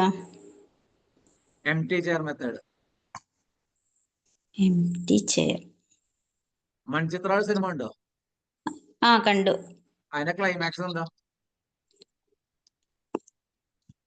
ക്ലൈമാക്സ് സുരേഷ് ഗോപിയെ കൊണ്ട് കടത്തി ശോഭനയ്ക്ക് വാള് കൊടുത്തു. എന്നിട്ട് എന്തുണ്ടായി? അത് തിരിച്ച് ഡമ്മിയാക്കി കൊടുത്തു. ആ ഡെമ്മിയുടെ മുകളിലാണ് അഗ്രഷൻ മുഴുവൻ അപ്ലൈ ചെയ്തത്. അപ്പൊ ഇപ്പൊ അതിപ്പം കുട്ടികളിപ്പം അതുപോലെ ഇപ്പം ദേഷ്യം പിടിച്ച് കുട്ടികൾക്ക് അത് കുറച്ച് കടന്ന കൈയായി മാറി. ആ ഇപ്പൊ ഒരു എക്സാമ്പിൾ പറയാം. ഇന്നത്തെ ക്ലാസ് കഴിഞ്ഞപ്പോ മാഡത്തിന് എന്നോട് ഭയങ്കര ദേഷ്യം വന്നു. ആ നാളെ ഞാൻ മാഡത്തിനോട് എന്നെ ഒന്ന് വിളിക്കാൻ പറയണം. വിളിക്കുവോ? ഓൾറെഡി ദേഷ്യം വന്നതുകൊണ്ട് വിളിക്കൂല. വിളിക്കില്ലേ? ഞാൻ തെറ്റൊന്നും ചെയ്തിട്ടില്ല. ഇല്ല ഇല്ല. ആ സമയത്ത് മാഡം പോയിട്ട് എംപ്റ്റി ചെയർ ചെയ്താലോ? ഒരു കസേരമ എന്റെ പേര് എഴുതി വെച്ച് ഓപ്പോസിറ്റ് ആളെ മാഡം വന്നിരുന്ന് മാഡത്തിന്റെ ദേഷ്യം ഉണ്ടാക്കി സിറ്റുവേഷൻ ആ വിഷ്വലൈസേഷൻ എന്നെ കുറെ തെറി വിളിച്ചെന്നുണ്ടാവുക ഞാൻ അറിയണ്ടോ? ഇല്ല ഇല്ല. ആ ദീപം മാഡം നാളെ വിളിക്കും. എന്നെ നല്ല കുറെ തെറി വിളിച്ചതാ പറഞ്ഞ് ഞാൻ ഫോൺ എടുക്കാതിരിക്കണ്ടോ? ഇല്ല ഇല്ല. എന്റെ ആ സപ്രസ് ഇമോഷൻ മുഴുവൻ. ഇത് മാത്രമല്ല, ഒരുപാട് ബ്രൂസ്ലി മെത്തേഡ് ഉണ്ട്, പഞ്ചിങ് ബാഗ് ഉണ്ട്. അതുപോലെ അവരുടെ സിറ്റുവേഷൻ അനുസരിച്ച് വേണം ഇത് അപ്ലൈ ചെയ്യാൻ. അത്രയോ. നാളൊരു ക്ലാസ്സിൽ ചോദിച്ച് ഈ എംപ്റ്റി ചെയർ മെത്തേഡ് ചെയ്യുമ്പോൾ ഓപ്പോസിറ്റ് ആയാലും തെറാപ്പിസ്റ്റ് തമ്മിൽ വിരോധം ഉണ്ടോ? ഞാൻ എനിക്ക് വിരോധമൊന്നുമില്ല. നിങ്ങൾക്ക് ഭാഗ്യം ഉണ്ടെങ്കിൽ നിങ്ങളുടെ ബന്ധുക്കൾക്ക് അടിയന്തര ശ്രദ്ധ നടത്താന്ന് പറഞ്ഞു. കാരണം ആങ്കറാണ് എടുക്കണത്. ആ ആങ്കർ എടുക്കുമ്പോ ഏത് രീതിയിലാണ് അവർ എക്സ്പ്രസ് ചെയ്യാന്ന് ഒരു കണക്കും പറയാൻ പറ്റില്ല. ഇനി ഞാൻ ചില കൗൺസിലിംഗ് തൊടാൻ പാടുമോ? ടച്ച് പറഞ്ഞിട്ടുണ്ടോ കൗൺസിലിങ്ങില്? ടച്ച് പറഞ്ഞിട്ടുണ്ടോ കൗൺസിലിങ്ങില്? കൗൺസിലിംഗിൽ ടച്ച് പാടില്ലല്ലോ. ആരാ പറഞ്ഞേ പാടില്ല? അല്ല, നമ്മളെ ക്ലയന്റിനോട് അങ്ങനെയുള്ള. ആരാ പറഞ്ഞത്? ക്ലയന്റിന് നമ്മളെ 100% ട്രസ്റ്റ് ആണെങ്കിൽ അവിടെ ടച്ചിന് ഒരു പ്രോബ്ലം ഇല്ല. പിന്നെ തെറാപ്പിസ്റ്റ് ഇരിക്കുന്ന തെറാപ്പിസ്റ്റ് എന്ന വിശ്വാസം ഉണ്ടാവണം. ആ ടച്ച് ചെയ്ത സമയത്ത് ആളുടെ ഹാർട്ട് ബീറ്റ് വേരിയേഷൻ വരിക, ബോഡി ഷിവർ ചെയ്തെങ്കിൽ അർത്ഥം മാറും. ഞാൻ തെറാപ്പിസ്റ്റ് ആ 100% എനിക്ക് ബോധ്യമുണ്ടെങ്കിൽ ഒന്നും സംഭവിക്കില്ല. ഈ ആങ്കർ ചിലപ്പോൾ റിലീസ് ചെയ്യുമ്പോൾ ഈ മെത്തേഡ് ഒന്നും കൊടുത്ത് ചിലപ്പോൾ വർക്ക് ചെയ്യില്ല. ഞാൻ എന്റെ കൈ കൊടുക്കാറുണ്ട് അവർക്ക് എക്സ്പ്രസ് ചെയ്യാൻ. ആ ആങ്കറിലായ സിറ്റുവേഷൻ വീണ്ടും റീക്രിയേറ്റ് ചെയ്തിട്ട് അവർക്ക് ദേഷ്യം വരുമ്പോൾ അവർ കൈ പൊക്കിയ ആ ദേഷ്യം വന്ന ആളുടെ കൈ പിടിക്കുന്നതാണ്. എന്റെ കൈയല്ല. നല്ല സുഖമായിരിക്കും വേദന. ആ സമയത്ത് ഞാൻ അവരെ കൈ പിടിച്ച് എന്റെ കൈ പിടിപ്പിച്ച എന്റെ ആവശ്യമാണ്, എനിക്ക് ആവശ്യമില്ല. അപ്പൊ വരുന്ന ഇത് ഏതാണോ അതനുസരിച്ച് ചെയ്യണം. അല്ലെങ്കിൽ പഞ്ചിങ് ബാഗ് പറയുമ്പോൾ നമുക്ക് ദേഷ്യമുള്ള വ്യക്തിയാണ് തൂങ്ങിക്കിടക്കണത്. ഇട്ടിക്കാൻ പറയും 21 പ്രാവശ്യം 5 സ്റ്റെപ്പ്. എല്ലാത്തിനും സൊല്യൂഷൻ ഉണ്ട്. A to Z. ഏറ്റവും ചെറിയ കേസ് ബെഡ് വെറ്റിംഗ് ആണ്. ഏറ്റവും വലിയ കേസ് ഫാമിലി റിലേഷനിലുള്ള പ്രോബ്ലംസ് ആണ്. Okay okay, thank you sir. എവിടെ സ്ഥലം മാമിന്റെ? കണ്ണൂരാണ്. കണ്ണൂർ. ഓക്കെ. സാർ എവിടെയാ? ഞാൻ തൃശ്ശൂരാണ്. ഓക്കെ. ഞാൻ കണ്ണൂർ ഇടയ്ക്ക് വരാറുണ്ട്. ചെറുന്ന. ഞാൻ മാസത്തിൽ പ്രാവശ്യം കണ്ണൂർ എത്താറുണ്ട്. എന്തെങ്കിലും ഡൗട്ട് ഉണ്ടെങ്കിൽ ഇതിൽ വിളിച്ചാൽ മതി. ആൻസർ തരാം.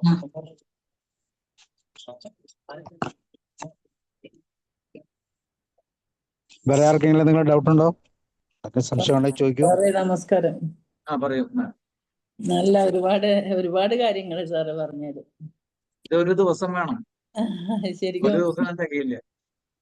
ശരിക്കും പിന്നെ ഒരുപാട് കാര്യങ്ങൾ പറഞ്ഞാൽ ഞാൻ ആദ്യം പറഞ്ഞല്ലോ സാർ, ഉറക്ക് അത് എനിക്കൊന്ന് കുമാരേട്ടനോട് എനിക്ക് അസൂയ തോന്നാറുണ്ട്. പെട്ടെന്ന് ഉറങ്ങും, പക്ഷെ എനിക്ക് അത്ര പെട്ടെന്ന് ആവില്ല. എനിക്കൊന്ന് ചില സമയത്ത് മോള് 5.5 മണിക്കൂർ പുറകോട്ടാണ് UK ആയതുകൊണ്ട്. അപ്പൊ വിളിച്ചു കഴിയുമ്പോ ഞാൻ കുറച്ച് ലേറ്റ് ആവും കിടക്കാൻ. അതിന്റെ ഇതാണ്. നമ്മളിപ്പോ പിന്നെ ഇതൊക്കെ പഠിക്കുമ്പോ യോഗയൊക്കെ പഠിക്കുമ്പോ സമയം ഉണ്ടല്ലോ. പിന്നെ അപ്പൊ ആ സമയത്ത് ഉറങ്ങാത്തോണ്ടുള്ള തകരാറാണ്. പക്ഷെ ഞാൻ ചിലപ്പോ അത് പാട്ട് കേൾക്കോ അല്ലെങ്കിൽ അങ്ങനെ പെട്ടെന്ന് ഉറങ്ങും. അത്ര വേഗം ഉറങ്ങൂലെന്നേ ഉള്ളൂ. അത് വലിയ പ്രോബ്ലം അല്ല. പിന്നെ സാറ് പറഞ്ഞത് ഇന്ന് ഉറങ്ങാൻ കിടക്കുന്ന സമയത്തെ കുറച്ച് വെള്ളം കുടിക്കുക, 10 പ്രാവശ്യം വളരെ slowly breathe in breathe out ചെയ്യുക. ഇന്ന് ഞാൻ ഉറങ്ങില്ല പറഞ്ഞു പോയി കിടക്കും. സുഖമായിട്ടോ. അതല്ല സാർ, സാറ് പറഞ്ഞത് ഒന്ന് ഞാൻ സ്വയം വിമർശനം വേണമല്ലോ. എനിക്ക് വെള്ളം കൂടി കുറവാണ് സാറേ. അത് ഇവിടുന്ന് പറയുന്ന ഒരു കാര്യമാണ്. അതാണ് സാറേ, അത് കറക്റ്റ്. ഞാൻ അതിന് ചെയ്തോളാം. ഇപ്പൊ 55 വയസ്സ് 55+ ഏജുള്ള ലേഡി എന്നെ കാണാൻ വന്നു. അവരുടെ പ്രോബ്ലം ഉറക്കല്ല എന്നാണ്. അപ്പൊ അവർ ആദ്യം ആവശ്യപ്പെട്ട് എനിക്ക് മരുന്ന് തരാൻ പറഞ്ഞു. ഞാൻ പറഞ്ഞു മരുന്ന് തരില്ല അവർ. പിന്നെ എന്തിനാണോ വന്നിരിക്കണേ വെച്ചു. പിന്നെ എന്നെ കുറെ ചീത്ത പറഞ്ഞു. ഞാൻ നിങ്ങൾ എന്നെ ചീത്ത പറയാ, തല്ലേ, കംപ്ലൈന്റ് എന്ത് വേണേ ചെയ്തോളൂ, പക്ഷെ ഒന്നും ഉറങ്ങാൻ പാടില്ല. ഇനിയിപ്പോ ഹോസ്പിറ്റൽ കംപ്ലൈന്റ് ചെയ്യണം, പോയി പറഞ്ഞോളൂ, പക്ഷെ ഒന്നും ഉറങ്ങാൻ പാടില്ല. ഈ രാത്രി നിങ്ങൾക്ക് എന്നെ വിളിച്ച് ചീത്ത പറയണം, ഞാൻ ഒന്നും നിങ്ങൾ മറുപടി തരില്ല. നിങ്ങൾ പറയണ ചീത്ത മുഴുവൻ കേട്ടിരിക്കും, ഞാൻ മറുപടി തരില്ല, കംപ്ലൈന്റ് ഇല്ല, പക്ഷെ ഒന്നും ഉറങ്ങാൻ പാടില്ല. ഇനി രാത്രി വേണമെങ്കിൽ ഇതാ എന്റെ നമ്പർ കൊണ്ടുകൊള്ളൂ, ഇനി രാത്രി ഉറക്കം കിട്ടാതെ എന്നെ ചീത്ത വിളിച്ചോളാൻ പറഞ്ഞു. പക്ഷെ ഉറങ്ങാൻ പാടില്ല, അത് കമ്പൽസറിയാ പറഞ്ഞു. പിറ്റേ ദിവസം രാവിലെ വിളിച്ച് കുറെ മാപ്പ് പറഞ്ഞു. കാരണം കക്ഷി സുഖമായിട്ട് കിടന്നു നോക്കി. അവരുറങ്ങില്ല, ഉറക്കമില്ല പറഞ്ഞു. ഞാൻ ഉറങ്ങണ്ട പറഞ്ഞു. കാരണം ഇന്നലെ എനിക്ക് ഉറക്കം കിട്ടി, ഇന്ന് ഉറങ്ങാൻ പോകുമ്പോ ഇന്നലെ ഉറങ്ങിയില്ല എന്നാണ് ചിന്തേ. ഉറങ്ങണ്ട. ഇവിടെ പാരഡോക്സിൽ വരുന്നവർ ഇൻഡക്ഷൻ മെത്തേഡ് പറയും. ഇവിടെ വരുന്ന ചിലവർക്ക് DHC കഴിഞ്ഞാണ്, അപ്പൊ ഹെഡ് മസാജ് കൊടുക്കാറുണ്ട് സാറേ. അപ്പൊ അവര് വന്ന് പറഞ്ഞത് 1 കൊല്ലമായിട്ട് ഞങ്ങൾക്ക് ഉറങ്ങാത്ത പ്രശ്നമില്ല. പിന്നെ ഒരാൾ ഗൾഫിൽ നിന്ന് വന്നു, എനിക്ക് ഉറക്കില്ലാന്ന്. പിന്നെ അയാൾ പറഞ്ഞു ഇതെന്തൊരു മാജിക്. അപ്പൊ എനിക്ക് എവിടെ ഉറക്കെന്ന് പറഞ്ഞത് ശരണം ഇല്ലല്ലോ നിങ്ങളൊരു ഈ സംഭവം ചെയ്തിട്ട്. കാരണം സാറ് പറഞ്ഞ അങ്ങനെയുള്ള കുറെ കാര്യങ്ങളുണ്ട് സാറേ. നമ്മള് ഈ സാറ് പറഞ്ഞില്ലേ ടച്ച്, അതാണ് സ്നേഹം എന്ന് പറയുമ്പോ ടച്ച്. നമ്മളിപ്പോ ഒരു ഷെയ്ക്ക് ഹാൻഡ് കൊടുക്കുമ്പോ നമ്മള് അറിയാത്തൊരാൾക്ക് ഷെയ്ക്ക് ഹാൻഡ് കൊടുക്കുമ്പോ ജസ്റ്റ് ഒന്ന് കൊടുക്കും, അതായത് ഇവിടെ പിടിക്കും, പിന്നെ കുറച്ച് ഇങ്ങനെ പിടിക്കും, ഇങ്ങനെ പിടിക്കും എന്നെല്ലാം പറയുന്നില്ലേ, അത് ശരിക്കും എഫക്റ്റീവ് ആണ് സാറേ ശരിക്കും. കാരണം ആ ഇഷ്ടം ഷെയ്ക്കൻഡിൽ ഒരുപാട് പ്രശ്നങ്ങളുണ്ട്. ഒരു കാര്യം, എന്റെ നമ്പറിലേക്ക് ഒരു വാട്സപ്പ് മെസ്സേജ് അയക്കോ, എന്റെ അതിന്റെ പിക്ചർ ഉണ്ട് തോന്നുന്നുണ്ട്, ഞാൻ അയച്ചുതരാം. അതുകൊണ്ടാ ഞങ്ങൾ അന്തം വിടും, ഇതൊക്കെയാണോ ഷെയ്ക്കൻഡിലുള്ളതെന്ന്. നല്ലതാണ് ഒരുപാട് സാറിന്റെ ഇഷ്യൂസ് ഉണ്ട് ഷെയ്ക്കൻഡിൽ. അതെ അതെ സാറേ. അതില് വേറൊരു ഡൗട്ട് എനിക്കിപ്പോ ചോദിക്കാനുള്ളത്, ഞാനിപ്പോ സ്കൂളിലൊക്കെ പോകുമ്പോഴും ബസ്സിലൊക്കെ പോകുമ്പോഴും ഈ പെൺകുട്ടികൾ ആണ് അധികം ഈ ച്യൂയിങ്കം ചവക്കുന്നുണ്ടല്ലോ സാറേ, നിർത്താതെ. ഇന്നലെ ബസ്സിൽ കയറിയിട്ടാകുമ്പോ ഒരു പെൺകുട്ടി ഇങ്ങനെ അത് നിർത്താതെ ചവച്ചിട്ട് ഒരു ബലൂൺ പോലെ ആക്കുക, പൊട്ടിക്കുക. അത് ഭയങ്കര പ്രശ്നമായിട്ടുണ്ട് സാറേ കുട്ടികളെ. ആരൊക്കെ പ്രശ്നം? അല്ല, കുട്ടികൾക്ക് നമ്മൾക്ക് കാണുമ്പോ അതിനേക്കാളും ഇറിറ്റേഷൻ ആണ് സാറേ അത്. മാറ്റാം, അത് മാറ്റി കൊടുക്കാം. അതൊരു 15-20 ച്യൂയിങ് ഉണ്ടായാൽ മതി. ഇതെല്ലാം 1 ഡേ പ്രോഗ്രാമാണ്. ആ 1 ഡേ പ്രോഗ്രാം അവർ ചെയ്ത അവര് അതിന്ന് പുറത്തു വരും. അതുകൊണ്ട് ബ്രീഫ് ബിഹേവിയർ ടെക്നിക്സ് എന്ന് പേര് BBT. എന്റെ ഫ്രണ്ടിന്റെ മകന് ഇതാണ് അവസ്ഥയും. ആളെ ച്യൂയിങ്കം ചവയ്ക്കണ ഒറ്റ ദിവസം സംഭവം ശരിയാക്കി. പിന്നെ നമ്മുടെ വായലത്തെ എല്ലാ ചളി മാതിരി പെടില്ലേ ചവച്ചോണ്ടിരിക്കുമ്പോ. അല്ല, ഇതേ പ്രശ്നം ഞാൻ മുമ്പൊരു കല്യാണത്തിന് പോയിട്ടാകുമ്പം ഞാൻ കണ്ടായിരുന്നു സാറേ. ആ പെൺകുട്ടി ഉണ്ടല്ലോ സാറേ, ഞാൻ വിചാരിച്ചു പെൺകുട്ടി ഇങ്ങനെ താലെടുത്ത് പോകൂലേ, അപ്പൊ പെൺകുട്ടി വായു കൊണ്ട് എന്തോ ആക്കുന്നു. അപ്പൊ ഞാൻ ചോദിച്ചു എന്താ, അയ്യോ അത് ടെൻഷൻ വന്നിട്ട് അവള് വായിലിട്ടിട്ടുണ്ട്. അങ്ങനത്തെ അയവറക്കണ സ്വഭാവമുണ്ട്. ഇപ്പൊ നമ്മള് ഞാൻ സ്കൂളിൽ ക്ലാസ് എടുക്കാൻ പോകാറുണ്ട്. ആ ക്ലാസ് എടുക്കുമ്പോ ചില പിള്ളേർ ഇങ്ങനെ അയവർക്കുണ്ടാവും. ഞാൻ അവരോട് പറയും നീ ആദ്യം പോയി തുപ്പിയോ. കാരണം കാസർഗോഡ് വന്നോണ്ട് ഒരു ഗുണം കിട്ടി, ഫേസ് റീഡിങ് പഠിച്ചു. കാസർഗോഡ് 2 വർഷം വർക്ക് ചെയ്തപ്പോ അവിടെ പറയുന്ന ആൾക്കാരെ എന്താ പറയുന്നത് മനസ്സിലാവില്ല. അപ്പൊ ഫേസ് റീഡിങ് കണ്ടെത്തി ഞാൻ കാര്യങ്ങൾ കണ്ടെത്താനാണ്. ഇപ്പൊ ഒരാളുടെ കണ്ണു നോക്കിയാ അവരുടെ ഇതറിയാൻ പറ്റും. അങ്ങനെ ഒരു പ്രാവശ്യം ഞാൻ അങ്ങനെ ചെയ്തിരുന്നു. ഓഫീസിൽ വന്നിട്ടാകുമ്പോ ഒരു രജിസ്ട്രേഷൻ ക്ലാസ് ഒന്നിച്ചിരുന്ന് എടുത്തു കൊടുക്കും, കാരണം ഓരോ പ്രാവശ്യം എഴുതിയാലും ബുദ്ധിമുട്ടല്ലേ എന്നുള്ള രീതിയിൽ. അപ്പൊ ഒരു കുട്ടി ഇങ്ങനെ ചോദിക്കും, ഞാൻ പറഞ്ഞു മോനെ അത് ചെയ്യല്ലേ എന്ന് പറയുമ്പോ പിന്നെ അവൻ വായിൽ അനക്കുന്നൊന്നും കാണുന്നില്ല. കുറച്ച് കഴിയുമ്പോൾ നോക്കുമ്പോ നമ്മളെ ആളന്മാരൊക്കെ അത് ഒട്ടിച്ചു പോയിരിക്കുന്നു. പിന്നെ തിരിച്ചു വന്നിട്ട് വെരിഫിക്കേഷൻ സമയത്ത് ഞാൻ പറഞ്ഞു മോനെ അതൊന്ന് എടുത്തു കൊണ്ടുപോകും അവിടുന്ന്. അപ്പൊ അങ്ങനെ പല പ്രശ്നങ്ങളുണ്ട്. ചിലവര് ബെഞ്ച് ഒട്ടിച്ച് വെക്കും. ഈവൻ ബസ്സിലല്ല ചില ആൾക്കാർ ഒട്ടിച്ച് വെക്കാമല്ലോ സീറ്റിന്മേ. Yes sir. Thank you sir, നല്ല ക്ലാസ് ആയിരുന്നു. Thank you. ഓക്കെ, മാം പറയൂ. യെസ് സാർ, വളരെ നല്ല ക്ലാസ് ആയിരുന്നു സാർ, വളരെ ഇൻഫോർമേറ്റീവ്, വളരെ ഇഷ്ടമായി. ഞാൻ പറഞ്ഞതിലെ പ്രോബ്ലംസ് തന്നില്ലെങ്കിൽ പറയും, കറക്ഷൻ നേരത്തെ പറയും. കറക്ഷൻ ഒന്നുമില്ല, കറക്ഷൻ പറയാനുള്ള ഇതൊന്നുമില്ല, പ്രാഗൽഭ്യൊന്നും നമുക്കില്ല. അതല്ല, എനിക്കും തെറ്റുപറ്റും, ഞാൻ മനുഷ്യനാണ്. നല്ല ഏകദേശം ഞാനൊരു 600ഓളം പ്ലാറ്റ്ഫോമിൽ ക്ലാസ് എടുത്തിട്ടുണ്ട്. നല്ല ഇൻഫോർമേറ്റീവ് ആണ്, വളരെ നല്ല ക്ലാസ്, ഒന്നും പറയാനില്ല. പിന്നെ ഉലയൻ സാറ് എന്റെ കൂടെ ഒരു 6 വർഷം ഉണ്ടായിട്ടുണ്ട്. ആര് ആര് സാറേ? ഉലയൻ സാറ് അത് ശരി. എന്റെ കൂടെ 6 വർഷം ഉണ്ടായിട്ടുണ്ട്. ഓഹോ ഹോ ഹോ ഹോ. അത് കഴിഞ്ഞപ്പോ ഞാൻ സാറിനോട് നീ എന്റെ കൂടെ ഇരിക്കണ്ട, ഇറങ്ങി പോകാൻ പറഞ്ഞു. എന്നിട്ട് സാറിന്റെ നാട്ടിൽ പോയിട്ടൊരു ക്ലിനിക്ക് തുടങ്ങിച്ചു. അതിന് പേരിട്ട് കൊടുക്കുന്ന ചുമതല എനിക്ക് തന്നു, അത് ഉണ്ടാക്കി കൊടുത്തു. സാറ് പറഞ്ഞോളൂ ബാക്കി. സാറ് ഗ്രേറ്റ് അല്ലേ? ഞാൻ സിമ്പിളാണ്. രണ്ടുപേരും ഗ്രേറ്റ് ആണ്. സാർ പറയുന്നത് കേൾക്കുന്നില്ലല്ലോ. സാർ പറയുന്നത് ഉലയൻ സാറ് പറയണ കേൾക്കുന്നില്ല. കേൾക്കണല്ലേ? മ്യൂട്ടല്ല, പക്ഷെ വേറെ സൗണ്ട് എന്ന പ്രോബ്ലം ഉണ്ട്. ഒന്ന് പുറത്തിറങ്ങിയിട്ട് വരും.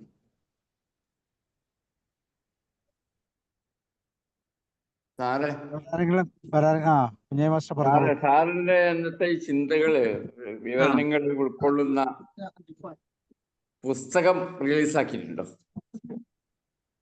പുസ്തകം ചോദിച്ചു കഴിഞ്ഞാ തെറാപ്പി ലെവലിൽ ഞാൻ ഒരു പുസ്തകം ഉണ്ടാക്കിയിട്ടുണ്ട്. സാറിന്റെ പറഞ്ഞത് മുഴുവനും കൂടി മനസ്സിലിരിക്കില്ല സാറേ. അപ്പൊ പുസ്തക രൂപത്തിൽ ഉണ്ടെങ്കിൽ അത് ഉപകാരപ്രദമായിരുന്നു. അതാ ചോദിച്ചത്. കാണാൻ പറ്റുന്നുണ്ടോ? ഓ, കാണാം. ഒരു A to Z എല്ലാ ഡിസോർഡറും വെച്ചിട്ട് ഒരു പുസ്തകം ഞാൻ ഉണ്ടാക്കി. 2 വർഷം ഇരുന്നു അത് ഉണ്ടാക്കാൻ. പുസ്തകത്തിന്റെ ഉലയൻ പേര് സാർ നോക്കിയോ? ഏതാ? പുസ്തകത്തിന്റെ പേര് അല്ല, പുസ്തകത്തിന്റെ പേര് കൗൺസിലിംഗ് ടെക്നിക്സ് ഒന്നും വേറെ ഒന്നുമില്ല. സാർ എങ്ങനെ അവൈലബിൾ ആവുക? അവൈലബിൾ ആവശ്യക്കാർ വന്നാൽ പ്രിന്റ് എടുക്കണം, അത്രേ. റെഡി സ്റ്റോക്ക് ഒന്നുമില്ല. കാരണം അത് കുറച്ച് കോസ്റ്റ്ലി ആണ്. ആൽബം ടൈപ്പ് ഷീറ്റിലാണ് ഉണ്ടാക്കുന്നത്. എന്നെ ഒന്ന് വിളിച്ചാൽ മതി. Okay sir. ഉലയൻ സാറെ ശബ്ദം നോക്കി നോക്കൂ. സാറിന് എന്തോ കുഴപ്പമുണ്ട്. ഒന്നുകൂടെ ഒന്ന് പുറത്തിറങ്ങിയിട്ട് വരും. ഇനി എന്തെങ്കിലും ക്വസ്റ്റ്യൻസ് ഉണ്ടാവും?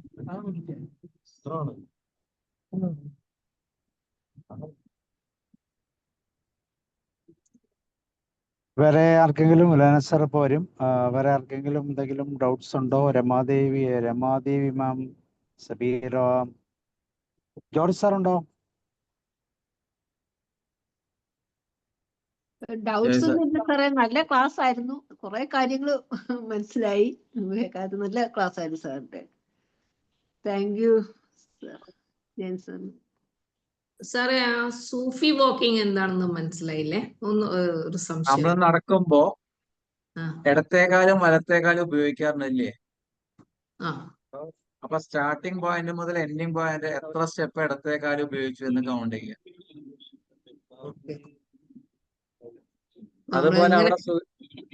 അതുപോലെ അവിടെ സൂയിസൈഡ് ഐഡിയേഷൻ ഉള്ള ആൾക്കാരെ അവരുടെ ഒരു കാര്യമാണ് ചെയ്യാൻ പറയും.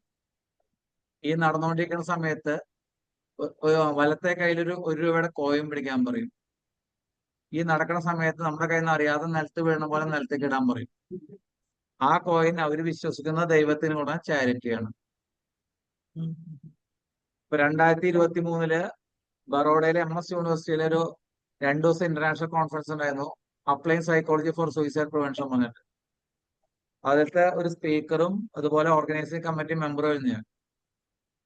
അപ്പൊ ഈ ചാരിറ്റിയിൽ നമ്പർ 1 ബ്ലഡ് ഡൊണേഷൻ എന്ന് പറഞ്ഞപ്പോ അവരാകെ സ്റ്റക്കായി. ആദ്യമായിട്ട് കേൾക്കണത്. ഇത് കേട്ടതിന് ശേഷം അവിടെ ക്ലാസ് അറ്റൻഡ് ചെയ്യാൻ വന്ന ഒരു ഡോക്ടർ, മഹാരാഷ്ട്ര എന്നുള്ള ഡോക്ടറുടെ ഹോസ്പിറ്റലില് ബ്ലഡ് ഡൊണേഷൻ ക്യാമ്പ് സ്റ്റാർട്ട് ചെയ്തു. 150ാമത്തെ ഡോണറെ കിട്ടിയപ്പോൾ ഡോക്ടർ എന്നെ വിളിച്ചു പറഞ്ഞു. എന്നെ സംബന്ധിച്ച യൂണിവേഴ്സിറ്റിയിൽ നിന്ന് കിട്ടിയേക്ക വലിയ സർട്ടിഫിക്കറ്റ് ആയിരുന്നു ഡോക്ടറുടെ വാക്ക്. ഡോക്ടർ ഇപ്പോഴും അവിടെ കണ്ടിന്യൂ ചെയ്യണം.